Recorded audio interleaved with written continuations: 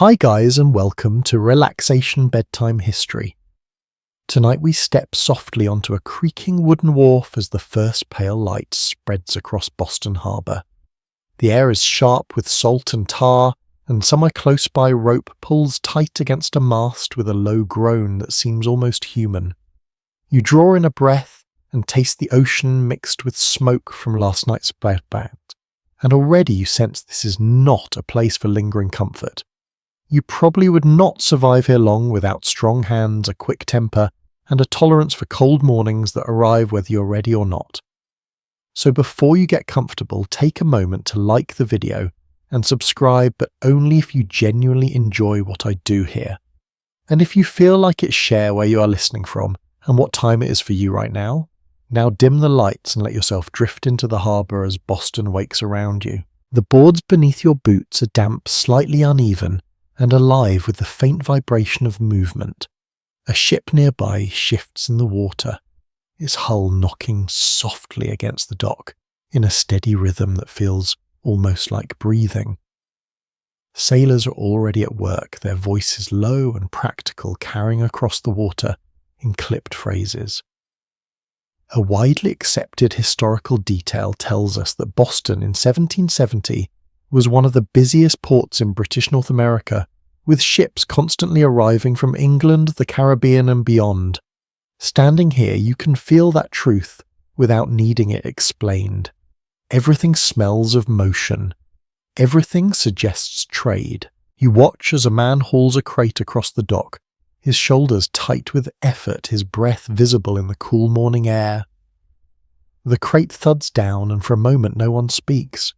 Then another voice calls out, asking about cargo, about schedules, about whether the customs officer has been seen yet. That last question hangs a little longer than the others. You begin to walk. Each step carries you past barrels of molasses stacked high and dark, their sweet scent mixing with the salt until it becomes something heavy and almost overwhelming. Nearby fish are laid out in rows, their scales catching the faint light, their smell sharp enough to cut through everything else. You wrinkle your nose slightly, but no one else reacts.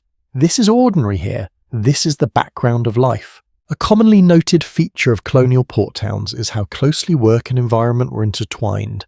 There is no separation between where you stand and what people do. The harbour is not just a view. It is the town's pulse, its income, its argument with the wider world. You pass a boy no more than 12 carrying a coil of rope that seems too large for him. He struggles slightly, adjusting his grip, but he does not stop. There is no one rushing to help him. Work begins early here, and it begins young. He glances at you briefly, curious but cautious, then returns his focus to the rope as if the task itself is safer than eye contact. Somewhere behind you, a gull cries out sharp and insistent. It is answered by another, and soon the air fills with their restless calls. They circle above the ships, waiting for scraps, for opportunity, for anything that might fall.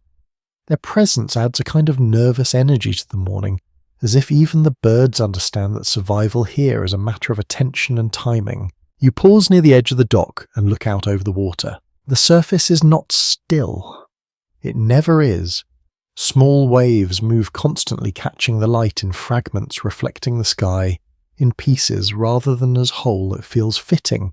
Nothing here is entirely calm, not even the sea. A less widely known but intriguing detail is that some dock workers and sailors believed the harbour itself had moods, that certain decks carried a feeling of unease that could not be explained by the weather alone.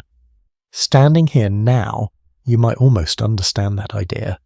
There is a tightness in the air, something subtle but persistent, like a thought you cannot quite finish. You turn back toward the town. The buildings rise close together, their wooden sides weathered and darkened by years of exposure.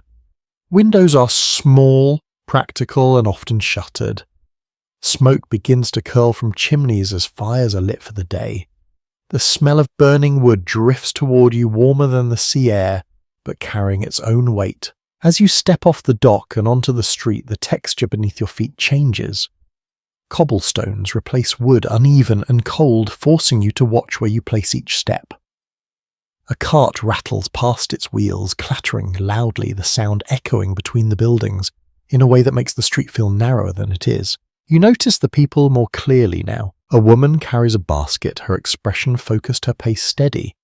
A man stands outside a shop adjusting a sign, glancing occasionally toward the harbour, as if measuring the day before it fully begins. Two others speak in low tones, their heads close together, their words too quiet to catch, but their posture suggesting something more than casual conversation. A frequently discussed point among historians is how deeply politics had begun to seep into everyday life in Boston in 1770.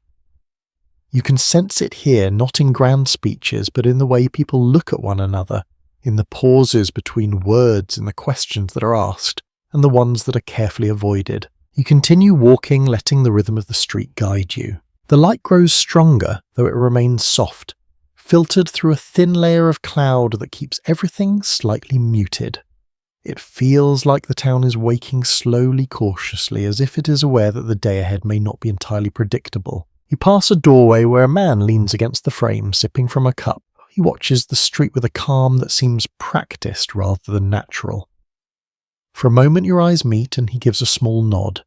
It is neither friendly nor unfriendly. It is simply acknowledgement, a recognition that you are both part of this place, at least for now. Historians still argue whether the tension in Boston at this time was as constant and heavy as it is sometimes portrayed, or whether it came in waves rising and falling with events. Standing here you might suspect it is both. There are moments of ordinary calm like this one where the town feels almost peaceful, but beneath that calm there is something waiting, something not yet resolved. You draw your coat a little tighter around you. The cold is not severe, but it is persistent, slipping through fabric, settling into your hands, your face, the spaces between your thoughts. It keeps you alert, present, unable to fully relax. A bell rings somewhere in the distance. The sound is clear and measured, carrying across the rooftops, marking time in a way that feels both comforting and controlling. People respond to it without thinking, adjusting their pace, their direction, their plans. Time here is not just something you feel, it is something you are told. You take a slow breath and let it out around you. Boston continues to wake. More voices join the air. More doors open, more footsteps fill the street. The harbour behind you remains active, its sounds blending with those of the town until it becomes difficult to separate one from the other. You begin to move again deeper into the streets, leaving the water behind, but carrying its presence with you. The day is just beginning, and already it feels full-layered with work, expectation, and something quieter that you cannot quite name. And as you walk, you sense that this place with its narrow streets and restless harbour is standing very close to something larger than itself. Not quite there yet, not fully changed, but close enough that even in the soft light of morning you can feel the edge of it. The street narrows as you continue the cobblestones, pressing their uneven rhythm into your steps until your feet begin to adjust without thinking. The harbour sounds soften behind you, replaced by quieter, closer noises. A door creaks open, a bucket is set down with a dull wooden thud. Somewhere above a window shutter knocks lightly against its frame in the breeze. You notice the smell first. It is not unpleasant exactly, but it is layered. Fresh bread, though slightly coarse, smoke from damp firewood, a trace of livestock that lingers in corners and along alleyways. It all blends into something distinctly human, something lived in. You pass a small bakery, its doorway open just enough to release a warm breath of air into the street. Inside, loaves are stacked in rough rows, their crusts darker than you might expect, their shapes irregular. You step closer, drawn by the warmth. A man inside works steadily, his hands moving with practiced efficiency as he shifts bread from oven to table. He does not look up at first. When he does, it is only briefly, a quick glance that measures you before returning to the task. Bread here is not decorative. It is essential. A commonly accepted historical observation is that colonial diets relied heavily on simple staples like bread porridge and salted meat with fresh ingredients, depending greatly on season and access. As you stand in the doorway, you can sense how much effort goes into even this basic food. The heat of the oven, the labour of kneading, the careful timing. Nothing is wasted. You move on though, the warmth lingers with you for a few steps before the cool air settles back in. Further along, a woman stands near a doorway breaking apart a loaf with her hands rather than a knife. She hands pieces to two children who wait quietly, their eyes fixed on the bread as if it might disappear. They eat without speaking, chewing slowly focused. There is no sense of abundance here, only enough. You glance down at the ground as you walk, noticing how the stones vary in size and shape. Some are worn smooth, others rough and uneven. Water collects into shallow dips, reflecting the pale sky in small shifting patches. You step around them carefully, though your boots still brush against damp edges. A cart rolls past, again slower this time, pulled by a tired-looking horse, whose breath rises in soft clouds. The driver barely acknowledges you, his attention fixed ahead. The wheels strike the stones with a steady, repetitive clatter that seems to echo long after the cart has passed. A lesser-known but curious detail is that many colonial streets were not formally planned in the way modern cities are. They developed gradually shaped by need rather than design, which explains their winding, sometimes confusing layout. As you move through them, you feel that lack of order. The street bends unexpectedly, narrowing then widening again as if it has a mind of its own. You turn a corner and find yourself in a slightly busier stretch. Here, small shops line the street, their signs simple and direct. A cooper's shop with barrels stacked outside, a tailor's window displaying a few carefully arranged garments, a general store with its door propped open, revealing shelves that hold a mix of goods, some familiar, others less so. You pause near the general store, listening. Two men stand just inside, speaking in low voices. You cannot catch every word, but certain phrases reach you clearly enough. Prices rising, taxes again, ships being inspected more closely. One man shakes his head, his expression tight, while the other glances toward the street as if checking who might be listening. A well-established historical fact is that British taxation policies, including duties on imported goods, had begun to affect daily life in Boston in tangible ways. It is not an abstract issue here. It touches bread, cloth, tea, everything that passes through hands like these. You step back slightly, giving them space, though you continue to listen as you move on. The street opens into a small square where a few people have gathered, not in a crowd exactly, but enough to create a sense of shared attention. A man stands near the centre holding a folded paper. He reads aloud, his voice steady but carrying a certain edge, as if the words themselves are sharper than they appear. You catch fragments again, parliament duties, rights. The listeners shift their way. Some nodding, others frowning. No one interrupts. There is a kind of quiet agreement that this matters, even if not everyone agrees on what should be done about it. You linger at the edge of the group, feeling the subtle pull of curiosity. Scholars continue to debate whether most ordinary colonists fully understood the political arguments being made at the time, or whether they responded more to the practical effects on their lives. Standing here, you might suspect that understanding comes in layers. Some grasp the larger ideas. Others feel the impact without needing every detail explained. The man finishes reading, folds the paper carefully and steps back. The group does not disperse immediately. Instead, smaller conversations begin, voices low but animated. A few gestures become more pronounced. A hand lifts, then lowers again, as if caution is never far away. You move on once more. A narrow alley draws your attention, its entrance partially shadowed even in the growing light. You step into it, curious, and immediately the sounds of the main street soften. Here the air feels cooler, the walls closer.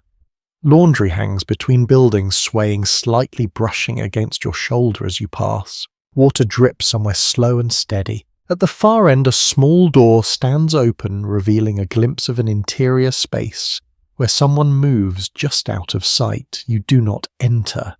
It feels private, contained a reminder that much of life here happens beyond what you can easily see. You turn back toward the main street, emerging once again into the open. The light has shifted slightly brighter now, though still gentle. More people are out, their movements more purposeful. The slow waking of the town is giving way to the steady pace of the day. You feel it in your own steps. There is a rhythm to this place that you are beginning to understand, even if only faintly. Work begins early. Food is simple. Conversations carry weight even when they seem casual, and beneath it all there is a sense of something building, something not yet fully visible but present in the spaces between words. You pass the bakery again, now busier, the doorway filled with movement. The warmth spills out more strongly, mixing with the cooler air in a way that feels almost comforting.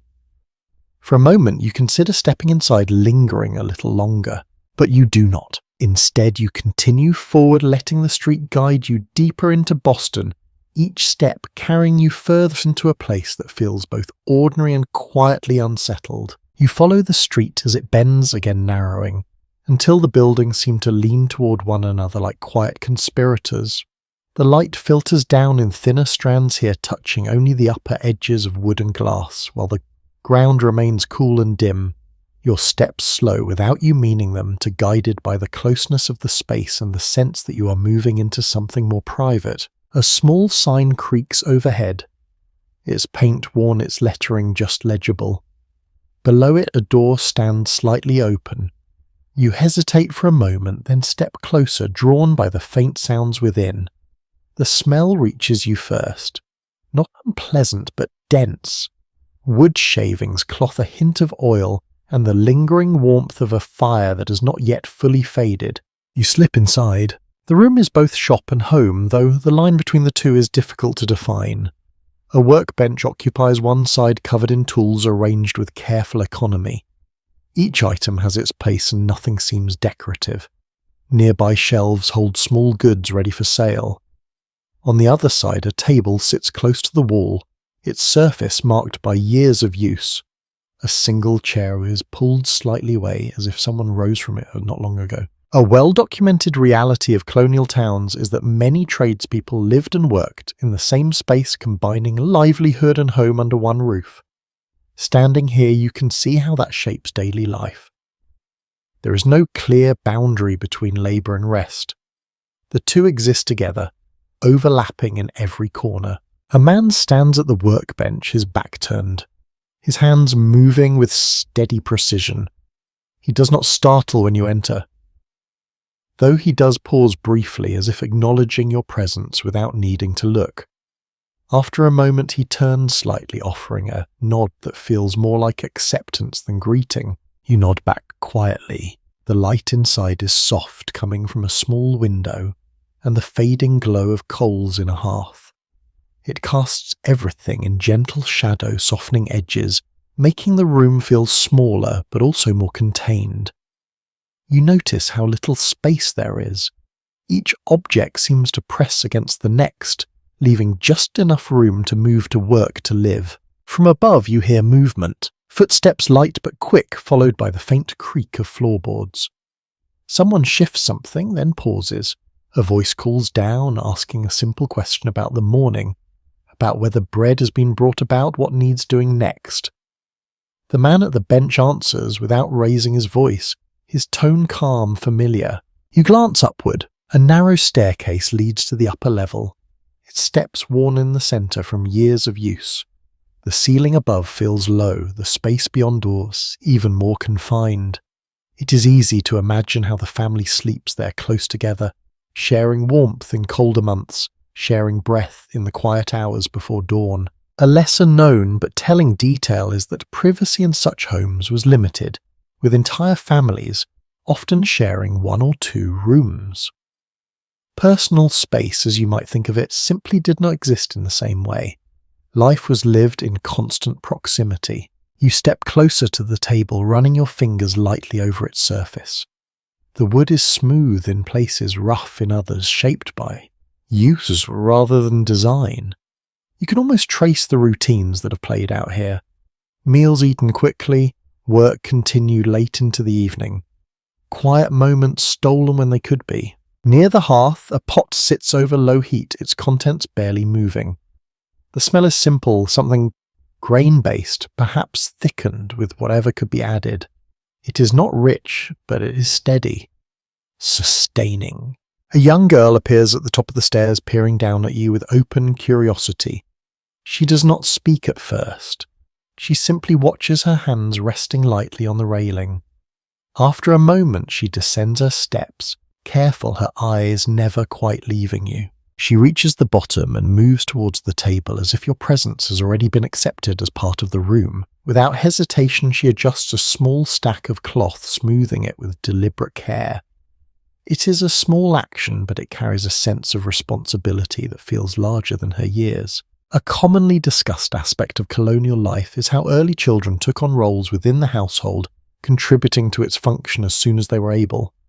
Watching her now, you see that clearly. There is no idle wandering here. Every movement has purpose. The man returns to his work, the steady rhythm of tool against material filling the space. It's not loud, but it is constant. A grounding sound, one that defines the room as much as the walls themselves. You move toward the window. Outside, the street continues its quiet growth into the day. More people pass now, their movements quicker, their focus sharper. The world beyond this small room feels larger, more varied. And yet this space holds its own gravity. It is complete in its own way. Historians still debate whether most colonial households felt secure in their routines, or if they lived with a constant undercurrent of uncertainty tied to economic pressures and political change. Standing here, you might sense both. There is stability in the repetition of daily tasks, but there is also fragility, a reliance on things continuing as they have, even as signs suggest they may not. You step back from the window and glance once more around the room. The details settle into your memory. The worn edges, the careful arrangement, the shared space. It all speaks of a life that is both constrained and resourceful, shaped by necessity but sustained by habit. The girl has returned to the stairs, climbing slowly, her hand trailing along the railing. The man does not look up as she goes, but there is an awareness in the way he pauses just briefly before continuing his work. You move toward the door. The air shifts as you open it, the cooler outside air meeting the warmth within. For a moment you stand at the threshold between the contained world of the shop and the broader rhythm of the street. Then you step out. The door closes softly behind you and the sounds of the town return layered and alive. The space you just left feels smaller now, but no less significant. It is one of many, each holding its own story, its own balance of work, family, and quiet concern. You draw a breath, letting the air fill your lungs. Ahead, the street continues, leading you onward. And as you begin to walk again, you carry with you the sense that behind every door in this town there is a life just as full, just as carefully held together, waiting just out of sight. The street carries you onward, gently widening again until the sense of closeness eases just enough for sound to travel more freely. Voices begin to layer over one another, not loud but constant, like the steady hum of something alive. You notice how information moves here, not in neat lines, but in overlapping waves passed from person to person with small changes along the way. A bell rings again, clearer this time, followed by a pause that feels almost deliberate. You turn toward the sound and find a man standing near a post at the edge of the street. His posture is upright, his presence intentional. He draws in a breath, then calls out his voice, carrying farther than you expect, rising above the quieter conversations around him. The words come measured and practiced. Announcements, notices, news from beyond the town. You step closer, joining a small cluster of listeners who gather without needing to be asked. Some stand with the arms folded. Others lean slightly forward as if proximity might sharpen what they hear. No one interrupts. The man's voice holds the space. It is widely recognized that in colonial towns like Boston, official news was often shared aloud by town criers or through public readings, especially for those who could not easily access printed materials. Standing here, you can feel how important that role is. His voice is not just sound, it is connection. It is authority, but also interpretation. You catch fragments as he continues. Ships arriving, goods inspected, orders issued from distant officials whose faces most here will never see. The words feel formal, almost distant, yet the reactions around you are immediate and personal. A slight shake of the head, a quiet sigh, a glance exchanged between two people that says more than any spoken reply. When he finishes, the silence lingers for a moment longer than expected. Then the sound returns, not all at once, but gradually. Conversations begin again, first in pairs, then in small groups. You notice how quickly the official message begins to change shape as it is repeated. One person adds a detail, another questions it, a third dismisses part of it entirely. You drift among them listening. A man near you lowers his voice as he speaks, though there is no one obviously listening in. He repeats what was said about inspections, but with a sharper tone, adding his own frustration. Another responds with a shrug, suggesting that such things are inevitable. A third leans in, offering a version that sounds slightly different, as if the story has already begun to evolve. An unusual yet documented aspect of life in this period is how rumour could travel faster than any official notice, sometimes shaping public opinion more strongly than verified information. You can see that happening now. The original words are still fresh, yet already they are shifting, adapting to the concerns and expectations of those who carry them. You move a little farther down the street where a different kind of exchange is taking place. Two women stand near a doorway, their voices low but animated. One gestures lightly with her hand, describing something you cannot quite hear. The other nods, then responds with a brief laugh that fades quickly, replaced by a more serious expression. Their conversation feels personal, but the tension within it mirrors what you sensed in the larger group. You pause nearby, not close enough to intrude, but near enough to observe. A young boy runs past his steps, quick, his breath uneven. He calls out to someone ahead, repeating part of what the crier said, though the words come out slightly altered, simplified shape to fit his understanding. The person he calls to turns, listens, and then adds something new before sending the boy off again. Information here is not static. It moves, breathes, changes. Some historians continue to examine whether the spread of informal news networks in colonial cities played a larger role in revolutionary sentiment than official channels ever did. Watching this moment unfold, it seems entirely possible. What begins as a formal announcement becomes something more fluid, something shared and reshaped by each voice it passes through. You continue walking, letting the conversations fade behind you. A narrow lane opens to your right, and from it emerges another figure carrying a small bundle of papers. He moves with purpose, stopping occasionally to hand one to a passerby, speaking briefly before moving on. His role is quieter than the crier's, but no less significant. You accept one as he offers it. The paper is rough, its surface uneven beneath your fingers. The text is dense, printed in small, careful lines. You scan it, catching phrases that echo what you heard earlier, though here they are framed differently, with emphasis placed in new ways. A curious detail from the period is that printed broadsides and pamphlets often presented information with a clear perspective, sometimes blurring the line between reporting and persuasion. As you hold the paper, you can sense that intention. It is not merely informing you, it is guiding you toward a particular way of seeing. You fold it and keep it with you. The street ahead grows busier still, the early calm of morning giving way to a more active rhythm. Yet even as the pace increases, the undercurrent remains. Every conversation seems to carry a hint of something larger, something just beyond the surface. You pass a man who speaks loudly, repeating the crier's words with confidence, though. His version includes details you did not hear. A small group listens, some nodding, others exchanging uncertain looks. No one challenges him directly.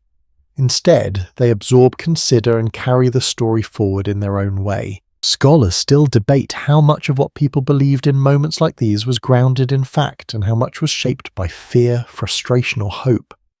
As you move through the street, you realize that certainty is not the point. What matters is the feeling that something is happening, something that requires attention, even if its full shape is not yet clear. You slow your pace slightly. The sounds around you settle into a pattern. Voices rise and fall, footsteps cross and recross the stones. A door opens, then closes again.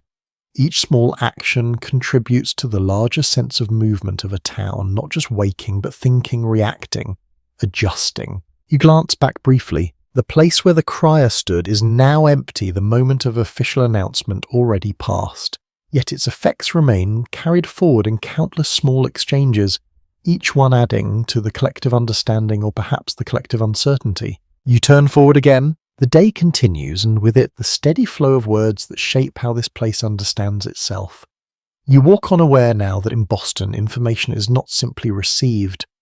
It is lived, debated, reshaped, and passed along one voice at a time. The street opens into a wider space, not quite orderly yet clearly a place where people come together with purpose. You feel it before you fully see it. The air grows thicker with scent and movement. Voices overlap more freely. Footsteps pause rather than pass through. This is where the town gathers to trade, to compare, to quietly measure what the day might bring. Barrels are stacked in uneven rows, some upright, others tilted slightly as if they have been shifted too many times to settle properly. Baskets sit on low tables filled with produce that looks fresh but modest. Nothing here feels excessive. Everything has a reason to be present. You step into the flow. The ground is damp in places, marked by spills and tracked by countless boots. You notice how carefully people move, adjusting their pace, turning sideways to pass, avoiding contact when possible, but accepting it when necessary. There is no clear path, only a shared understanding of motion. A broadly recognised historical point is that market days in colonial towns were essential not just for buying and selling, but for exchanging news and maintaining social ties. As you move through the space, you can sense both purposes at work.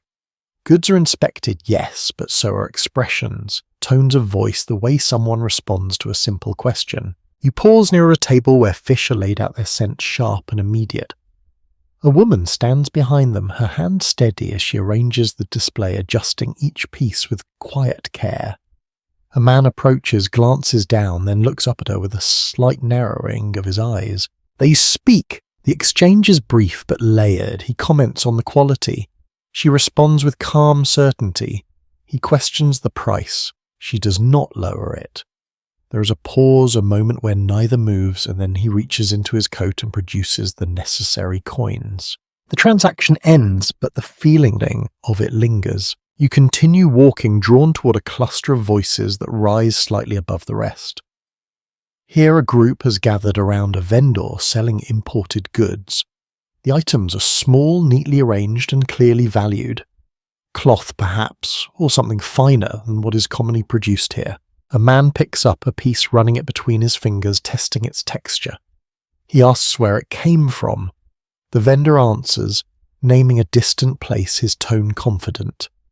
Another voice cuts in, asking about duties, about whether the price reflects recent changes.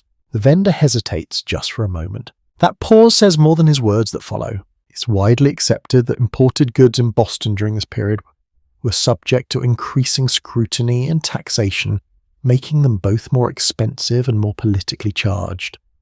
Standing here, you can feel how that attention enters even the simplest exchange. A piece of cloth is not just cloth, it carries questions with it. You step back slightly, giving space as the conversation continues. Nearby, a boy weaves through the crowd carrying a basket that seems almost too large for him. He moves with surprising ease, slipping between people, adjusting his path without breaking stride.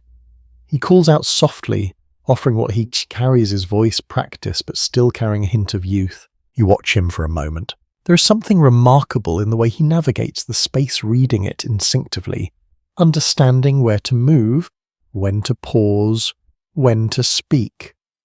A curious detail from the period is that market environments often served as informal training grounds for young people, teaching them negotiation awareness and resilience from an early age. You can see that lesson unfold with each step he makes. You move on, your attention shifting to a quieter corner of the market. Here the goods are simpler. Root vegetables, bundles of herbs, small items that suggest careful tending rather than distant trade. A woman stands beside them, her posture relaxed but attentive.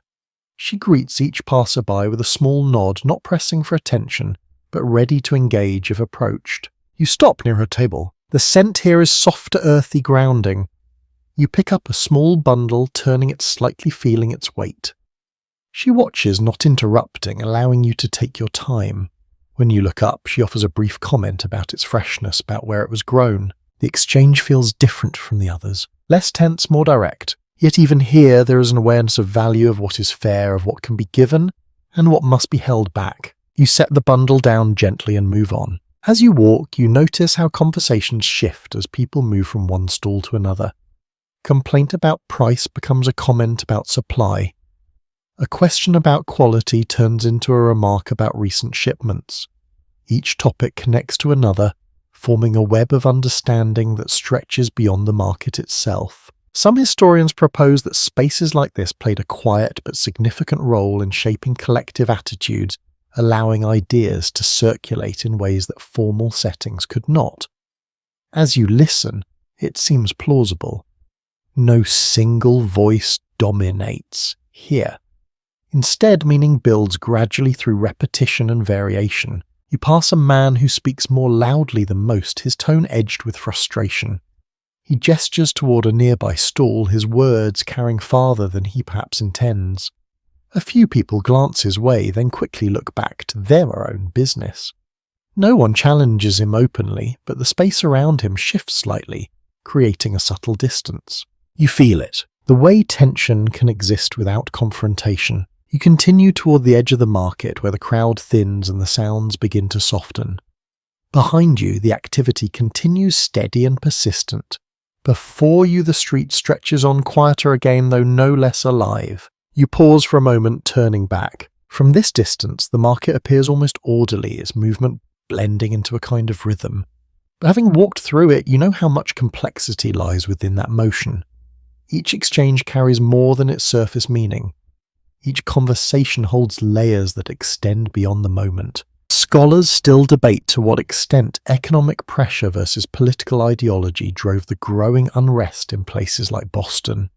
As you stand here, it feels difficult to separate the two. The price of goods, the presence of duties, the tone of negotiation all seem tied to something larger, something that cannot be fully contained within the boundaries of the market. You draw a so-so. The scent of fish and earth and cloth lingers, blending into something that feels distinctly tied to this place. It is not comfortable, but it is real. It anchors you in the moment, in the texture of daily life that continues even as larger forces begin to gather. You turn forward once more. The street ahead invites you onward, away from the concentrated energy of the market and into the next layer of the town's rhythm.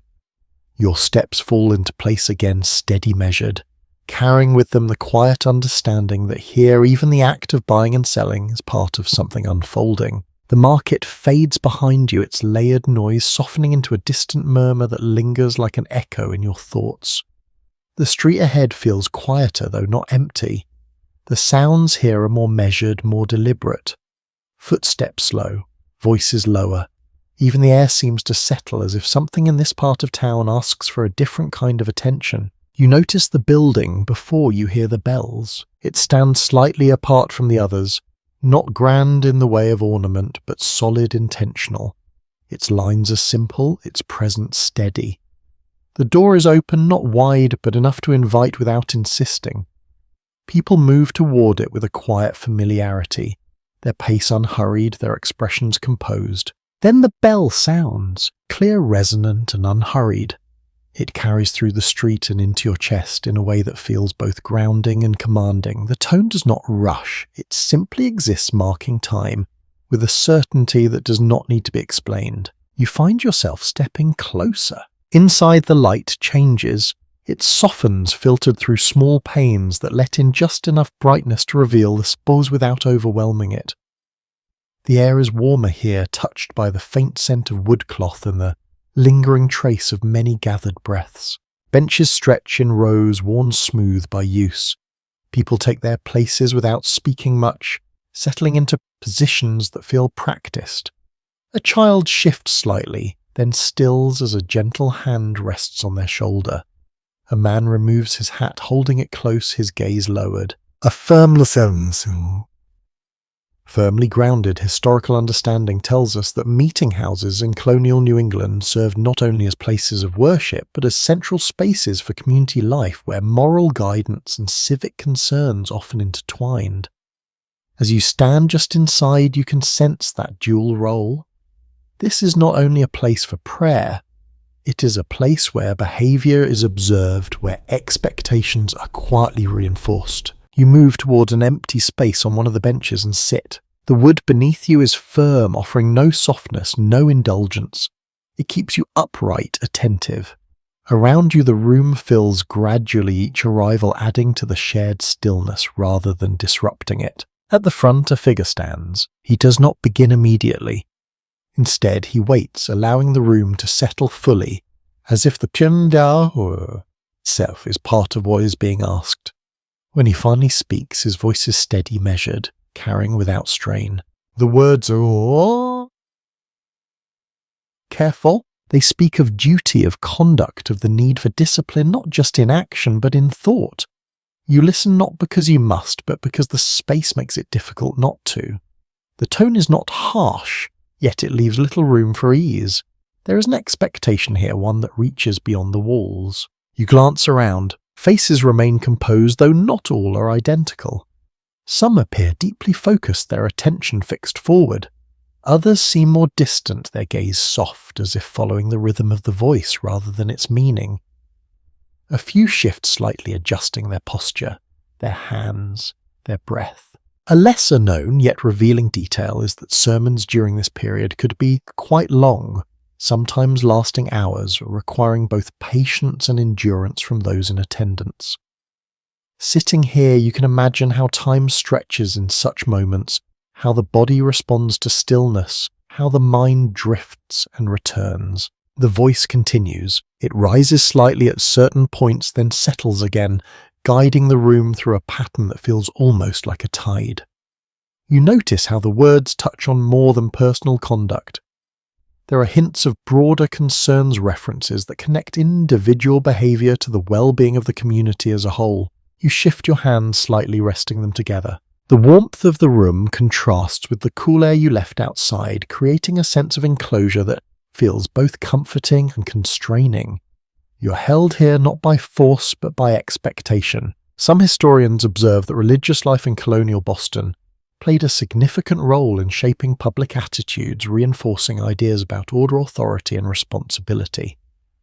As you listen, it becomes clear how those ideas might extend beyond this space, influencing how people see their roles in the wider world. The voice pauses. For a moment, the silence that follows feels deeper than before, as if the words have settled into the room and need time to be absorbed.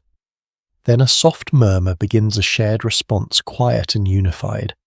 It moves through the benches like a gentle current, connecting each person to the next. You follow along, not fully understanding every word, but sensing the pattern. A child near you shifts again, this time more noticeably.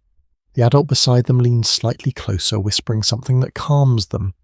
The movement is small, but it draws your attention to the balance within the room. Stillness is expected, but it is maintained through care as much as discipline. You look toward the front once more. The figure resumes speaking, his tone unchanged, steady as before. The message continues building gradually, layer by layer. It is not rushed. It does not need to be. Scholars continue to examine how much influence religious leaders held over political thought during this period and to what extent their words shaped the emerging sense of resistance. Sitting here, you can sense how ideas might move from this space into the streets, carried not as direct instruction, but as part of a broader way of thinking. The light shifts slightly as time passes. It moves across the floor in slow increments, touching the edges of benches, the folds of clothing, the worn grain of the wood. You become aware of your own breathing, of the quiet presence of those around you, of the way the room holds everything in a kind of suspended calm. Eventually the voice softens. The words draw toward a close, though not abruptly. Instead, they ease to a point of stillness, allowing the room to follow. There is a final moment of quiet, longer than the others, before movement begins again. People rise slowly. There is no rush to leave. Conversations do not begin immediately. Instead, there is a gradual return to motion, to the simple acts of standing, of turning, of making space for others to pass. You stand as well. The firmness of the bench lingers in your body, a reminder of the time spent in stillness. As you move toward the door, the air shifts again, the cooler outside waiting just beyond. You step out. The light feels brighter now, the sound sharper, as if the world has resumed its pace while you are inside. Yet something of that stillness stays with you, a quiet layer beneath the surface of the street.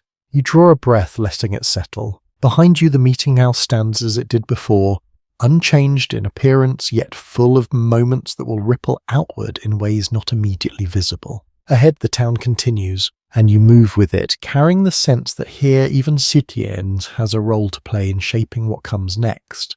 The quiet from the meeting house lingers with you for a few steps like a soft echo that refuses to fully fade.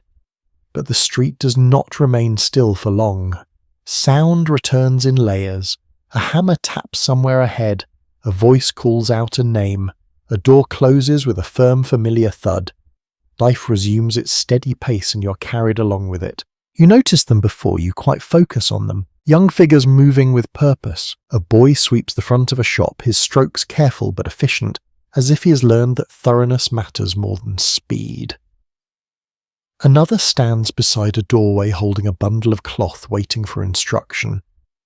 A third hurries past you carrying a small tray with both hands, his eyes fixed forward in concentration. You slow your steps watching. There is a pattern here. Not random movement, but guided motion. Each task fits into a larger rhythm, one that seems to have been practiced many times before. No one explains it aloud, yet everyone appears to understand their place within it. A well-established historical point is that apprenticeships formed the backbone of skill training in colonial Boston, with young people learning trades directly from masters over several years. As you observe these children and adolescents, you can see how that system shapes not only their work, but their posture, their awareness, even the way they carry themselves. You follow the boy with the tray. He enters a shop where the air shifts, immediately filled with the scent of fabric and dye.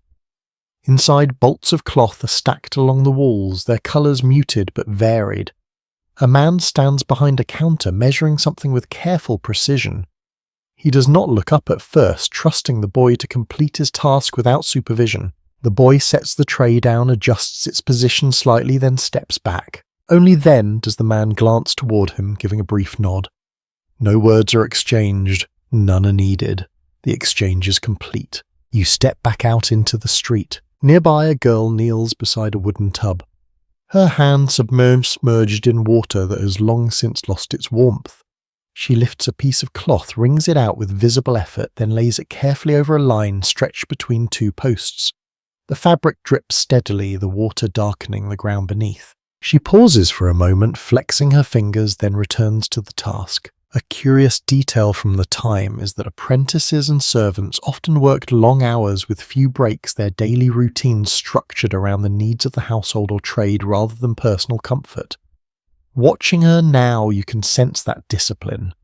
There is no complaint, at least not openly, only continuation. You move on, your attention drawn to a doorway where voices rise slightly above the usual tone. Inside, a young apprentice stands before his master, holding a small object that has clearly not met expectations. The older man gestures toward it, his expression firm but controlled. The apprentice listens, his shoulders slightly tense, his eyes fixed on the object as if willing it to improve under scrutiny. The correction? Correction is brief. The apprentice nods, takes the object back and returns to his workbench. The moment passes, absorbed into the flow of the day. A commonly noted observation among historians is that discipline within apprenticeship systems could be strict, intended to shape not only skill, but character. As you watch this exchange, you see how that intention plays out. The lesson is not just about the object. It is about attention, about care, about meeting a standard that is rarely explained in full. You continue walking. The street curves slightly, revealing a group of younger children gathered near a doorway. They are not working, at least not in the same way as the others. Instead, they play, though even their play seems contained, shaped by the space and the expectations around them. One draws a line in the dirt with a stick. Another steps carefully along it, balancing as if it was something more than it appears.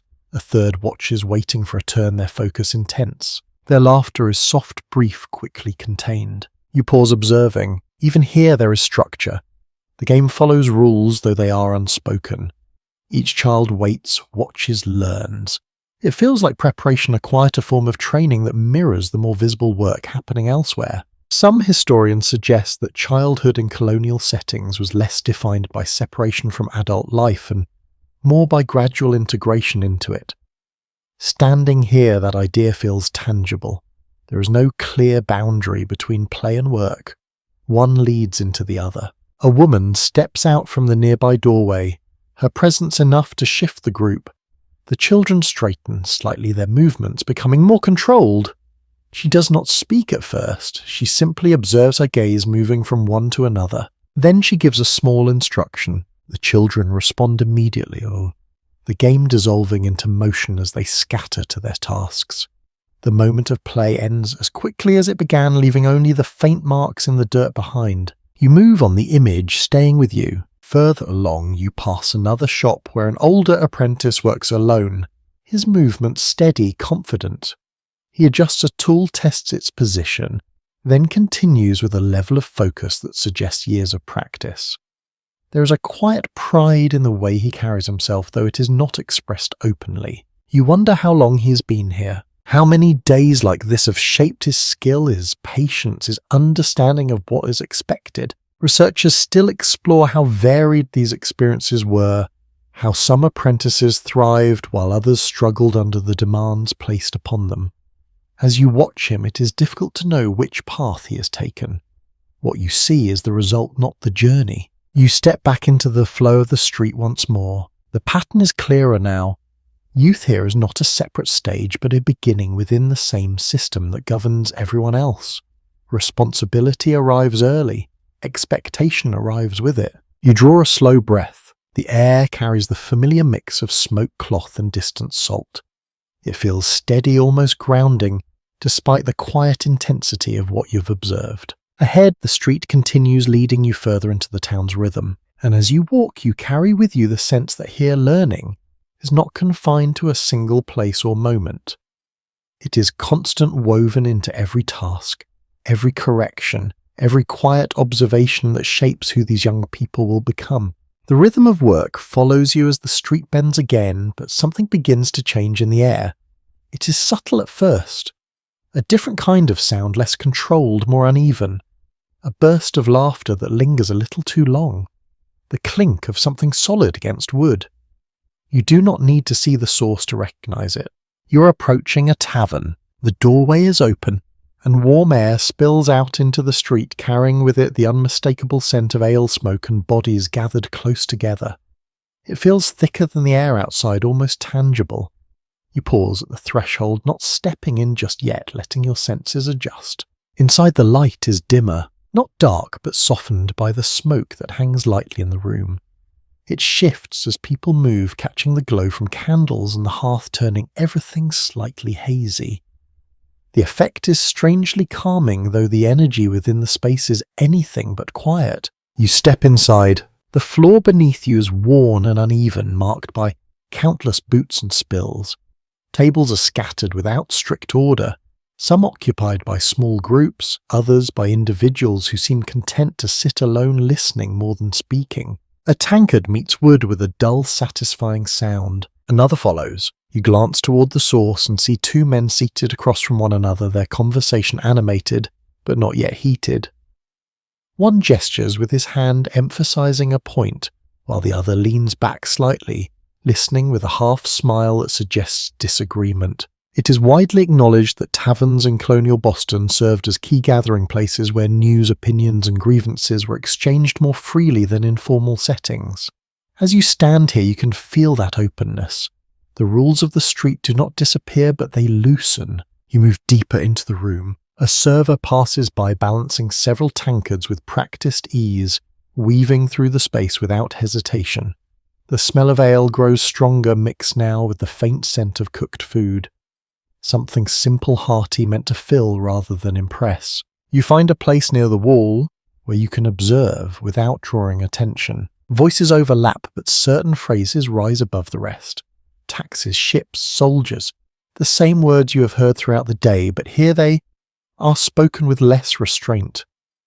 A man near you leans forward, his voice low but intense, as he describes an encounter at the docks.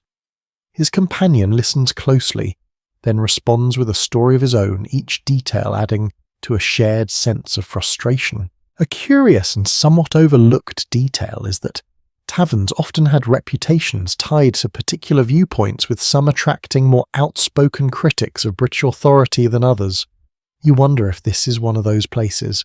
The tone suggests it might be. You take a slow breath. The warmth of the room settles around you, contrasting with the cool air outside.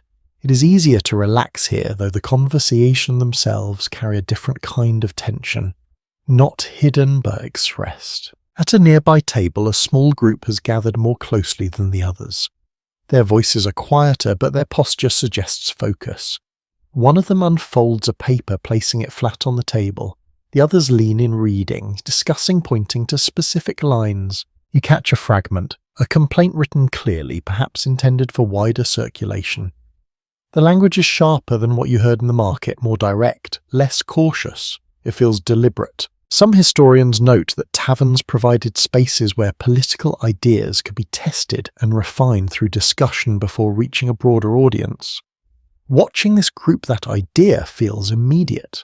This is not idle talk, it is preparation. A sudden laugh breaks through the room. You turn to see another table where the mood is lighter. A story is being told, something humorous, something exaggerated. The listeners respond with genuine amusement, their laughter filling the space in a way that briefly lifts the weight of everything else. The contrast is striking. Serious debate on one side, simple enjoyment on the other. Both exist together, neither fully overtaking the room. You shift your position slightly, leaning against the wall. A man approaches the counter, placing coins down with a firm motion. He speaks briefly with the person behind it, his tone confident. When he turns away, he catches your eye for a moment, offering a quick nod before moving on. The gesture is small, but it carries a sense of shared presence, as if being here connects you in some quiet way. Scholars still debate how much influence conversations in places like this had on the broader movement toward resistance and how much they simply reflected ideas already forming elsewhere. As you listen, it seems difficult to separate the two. The room feels both reflective and generative, a place where thoughts are shaped even as they are expressed. You notice the door again. Each time it opens, a brief rush of cooler air enters, cutting through the warmth before fading. With it comes the sound of the street, softer now as evening approaches. The light outside has shifted, becoming less bright, more diffuse. Inside, the candles burn steadily. The room feels enclosed, almost insulated from the outside world, though not entirely separate from it. What is said here does not stay here. You can sense that. A man at the far end of the room raises his voice slightly. Not shouting, but firm enough to draw attention. He speaks of fairness of rights, of what should be expected from those in power. His words are met with a mix of agreement and cautious silence. Not everyone responds, but everyone listens. The moment passes. Conversation resumes, though the tone has shifted slightly, as if something has been acknowledged without needing to be resolved. You push yourself gently away from the wall. The warmth has settled into your clothes, your skin making the thought of stepping back into the cooler air less appealing.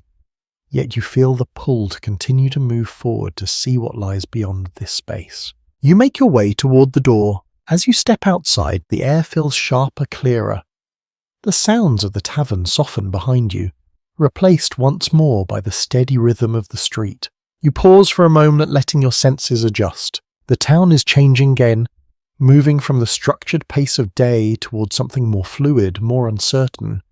And as you begin to walk, you carry with you the voices from inside, their tones, their concerns, their quiet confidence that something is building, even if no one can yet say exactly what it will become. The tavern's warmth fades from your skin as you move back into the street, replaced by a cooler air that feels sharper now that the day is beginning to lean toward evening. The light has shifted again. It is softer angled, catching the edges of buildings and leaving longer shadows along the cobblestones. You walk with a steadier awareness. The town feels different than it did this morning. Not quieter, not exactly, but more watchful. Conversations still happen, but they seem more contained. People glance more often, noticing who passes, who lingers, who listens. And then you see them. Red coats unmistakable even in the dimming light. A small group of British soldiers stands near the edge of the street, their posture straight, their presence deliberate. Their uniforms are clean structured, their movements measured in a way that contrasts with the more fluid motion of the townspeople around them. You slow your pace without meaning to, so does everyone else. It is a subtle shift, but it happens almost instantly. A woman adjusts her path slightly, giving them more space than necessary. A man who'd been speaking freely a moment ago lowers his voice, his words trailing off as he passes. A widely documented historical reality is that British troops were stationed in Boston in the years leading up to 1770 to enforce order and support customs officials, decision that many colonists viewed as intrusive. Standing here, you can feel that tension without needing it explained. The soldiers are not actively doing anything, and yet their presence changes everything. You continue walking, your steps measured. One of the soldiers turns his head slightly as you pass, his gaze brief but direct. There is no hostility in it, but there is awareness. You are seen, noted. Then his attention shifts again, scanning the street with practiced ease. You notice how they stand, not relaxed, not rigid, but ready. Their hands rest near their sides, their posture balanced.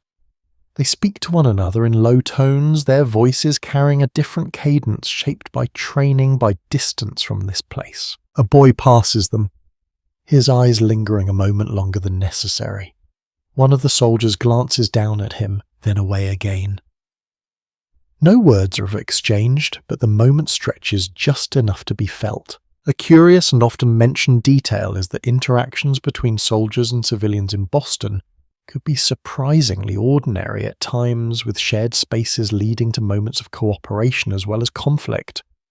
Watching this brief exchange, you can see how both possibilities exist at once. You move on though, your awareness remains heightened. Further along, you come upon a small cluster of people standing near a corner.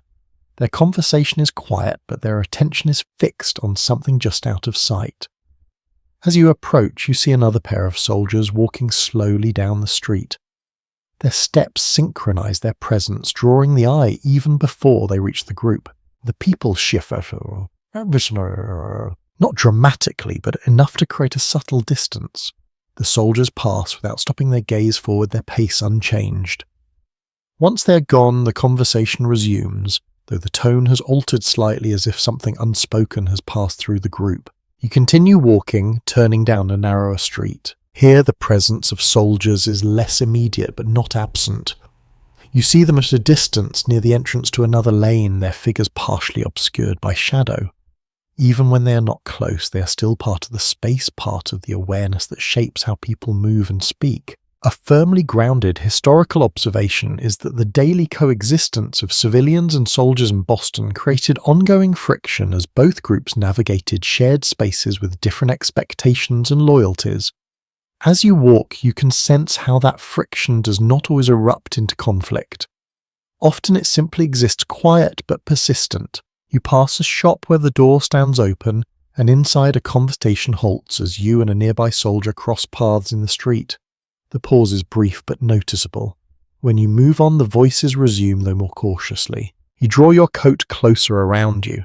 The air feels cooler now, or perhaps it is the awareness that sharpens your senses. The sounds of the town continue, but they seem more deliberate, each one carrying a little more weight. You notice a man standing near a doorway watching the street. His gaze moves from one passerby to another, lingering slightly on the soldiers when they appear. He does not speak, he simply observes, his posture still, his expression unreadable. You wonder what he's thinking, whether his silence holds agreement, resentment, or something more uncertain. Some historians continue to examine whether the presence of troops acted more as a deterrent to unrest, or as a catalyst that intensified it. As you move through the street, it feels as though both ideas could be true at the same time. The soldiers maintain a kind of order, yet their very presence introduces a tension that might not otherwise exist. You turn another corner and the street opens slightly. Here the distance between people and soldiers feels a bit greater, though not entirely comfortable. A group of workers moves past their conversation, low, their eyes forward. A soldier stands near the edge of the road, his posture unchanged, his gaze scanning. No one stops, no one challenges, but no one seems entirely at ease either. You slow your steps, taking in the scene. The light continues to fade, softening the edges of everything. The red of the uniforms remains visible, though less vivid, blending slightly with the dimming surroundings. The contrast between soldier and civilian becomes less sharp in appearance, though not in feeling. You breathe in slowly. The scent of smoke returns, carried from nearby chimneys, mixing with the faint trace of the harbour that still lingers in the air. It grounds you even as the atmosphere remains unsettled. Scholars still debate how ordinary these encounters felt to those living through them, whether they became accustomed to the presence of soldiers or if each interaction carried its own quiet strain. As you walk, it seems likely that both experiences coexisted, shifting from moment to moment. You continue forward. The street leads you deeper into the town, where the presence of soldiers becomes less immediate but never entirely absent. You carry the awareness with you, the sense that here even a simple walk can become something more shaped by who shares the space and how they choose to move within it. And as the light continues to fade, you feel the town settling into a new rhythm, one that holds both familiarity and unease in equal measure. You continue along the dimming street, the presence of soldiers fading slightly behind you, though never entirely gone from your awareness. The air carries a different texture now, less open, more layered, as if certain parts of the town prefer to keep their movements quiet.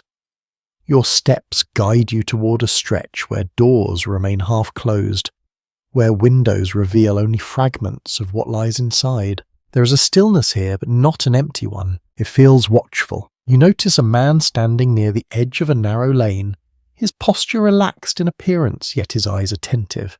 He does not call out, does not gesture. He simply waits. When another figure approaches, their exchange is brief, nearly silent, marked only by a small movement of the hand and a quick nod. Then they part. You might miss it if you were not paying attention. A well-documented aspect of Boston's economy during this period is the widespread practice of smuggling, often used to avoid British duties on imported goods. Standing here, you begin to see how that reality takes shape, not in dramatic gestures, but in quiet coordination, in moments that pass quickly and leave little trace. You turn into the narrow lane. The sounds of the main street soften behind you, replaced by a more contained atmosphere. Your footsteps echo slightly against the close walls, the ground uneven beneath you. A faint scent lingers, something sharp perhaps from goods recently moved or stored. Ahead, a door opens just enough to reveal a figure inside. You cannot see clearly, only the outline, the suggestion of movement. A small bundle is passed through the gap, received without comment, then the door closes again. The entire exchange takes only seconds. A curious detail from the time is that many merchants who publicly supported trade regulations might privately participate in avoiding them, creating a complex web of outward loyalty and hidden practice. As you witness this moment, it becomes easier to understand how such contradictions could exist. Survival and principle do not always align neatly. You continue deeper into the lane. Another figure emerges from a side passage carrying a crate that looks unremarkable at first glance. He moves quickly but without drawing attention, adjusting his path to avoid the more open parts of the street. When he reaches the end of the lane, he pauses, glances briefly in both directions, then continues on as if nothing unusual has occurred. You follow at a distance. The crate disappears into another doorway, this one slightly more visible, though still modest in appearance. Inside, you catch a glimpse of shelves of goods stacked in ways that suggest careful organization. The door closes before you can see more. A generally accepted historical point is that enforcement of trade laws in Boston was inconsistent, leading to ongoing tension between customs officials and local merchants. As you move through these quieter spaces, you can sense how that inconsistency creates opportunity, but also risk. You step back towards the main street. The transition is immediate. Sound returns fuller, more layered. Voices rise again, though you now hear them differently, aware of what might exist beneath their surface. A conversation about goods may carry more than simple trade. A casual remark about shipments might hold another meaning. You pass a small shop where the owner stands near the entrance speaking with a customer. Their tone is ordinary, their gestures unremarkable. Yet there is a moment, brief and subtle, where their voice is lower. Their posture shifts slightly inward, as if acknowledging something not meant for open discussion. Then the conversation returns to its earlier tone. You continue walking. A cart moves past its contents covered with a cloth that reveals little. The driver keeps his gaze forward, his pace steady. No one stops him, no one questions.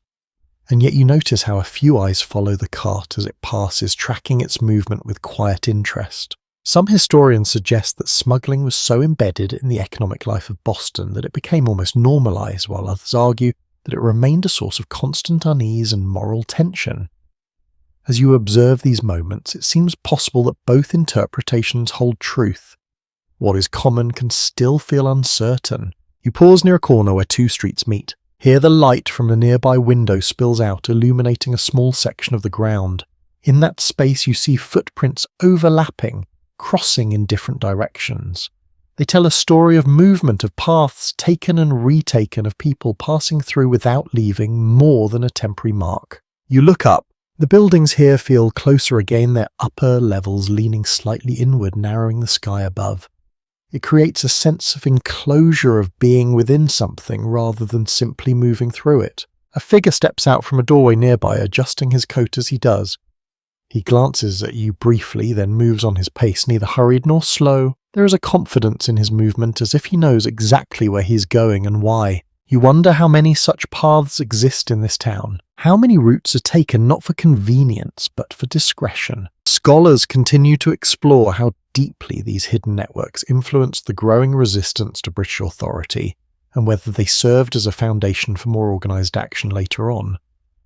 As you walk, it feels as though you are moving through the early outlines of something not yet fully formed, but already present. You draw a breath. The air carries less of the open salt from the harbour, now replaced by the closer scents of wood cloth and the faint residue of goods that have passed through unseen. It feels heavier, more contained. You step back fully into this broader street. The activity there seems almost brighter by contrast, more visible, more straightforward. Yet you carry with you the knowledge that not everything is as it appears, that beneath the surface of trade and conversation, there are layers that operate quietly, shaping the town in ways that are not immediately obvious. You begin to walk again. The street stretches ahead, leading you onward through a place that is both open and concealed, where the visible and the hidden exist side by side, each influencing the other in subtle, continuous ways. You leave the shadowed lanes behind and return to a street that feels more open, though no less busy. The light has softened further, leaning toward evening, and the sounds of the town shift again. The sharper edges of work begin to ease, replaced by rhythms that feel more domestic, more inward.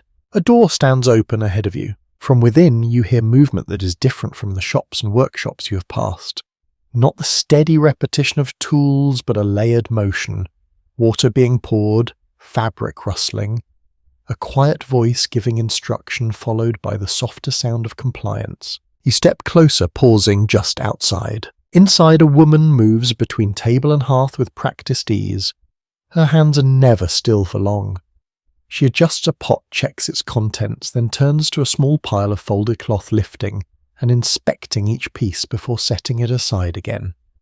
A younger girl stands nearby, watching closely, waiting for the next direction. You notice how little space there is to waste. Every movement is efficient, every step has purpose. A widely recognised historical understanding is that women in colonial Boston played essential roles in maintaining both households and small businesses, often managing complex tasks that kept daily life functioning.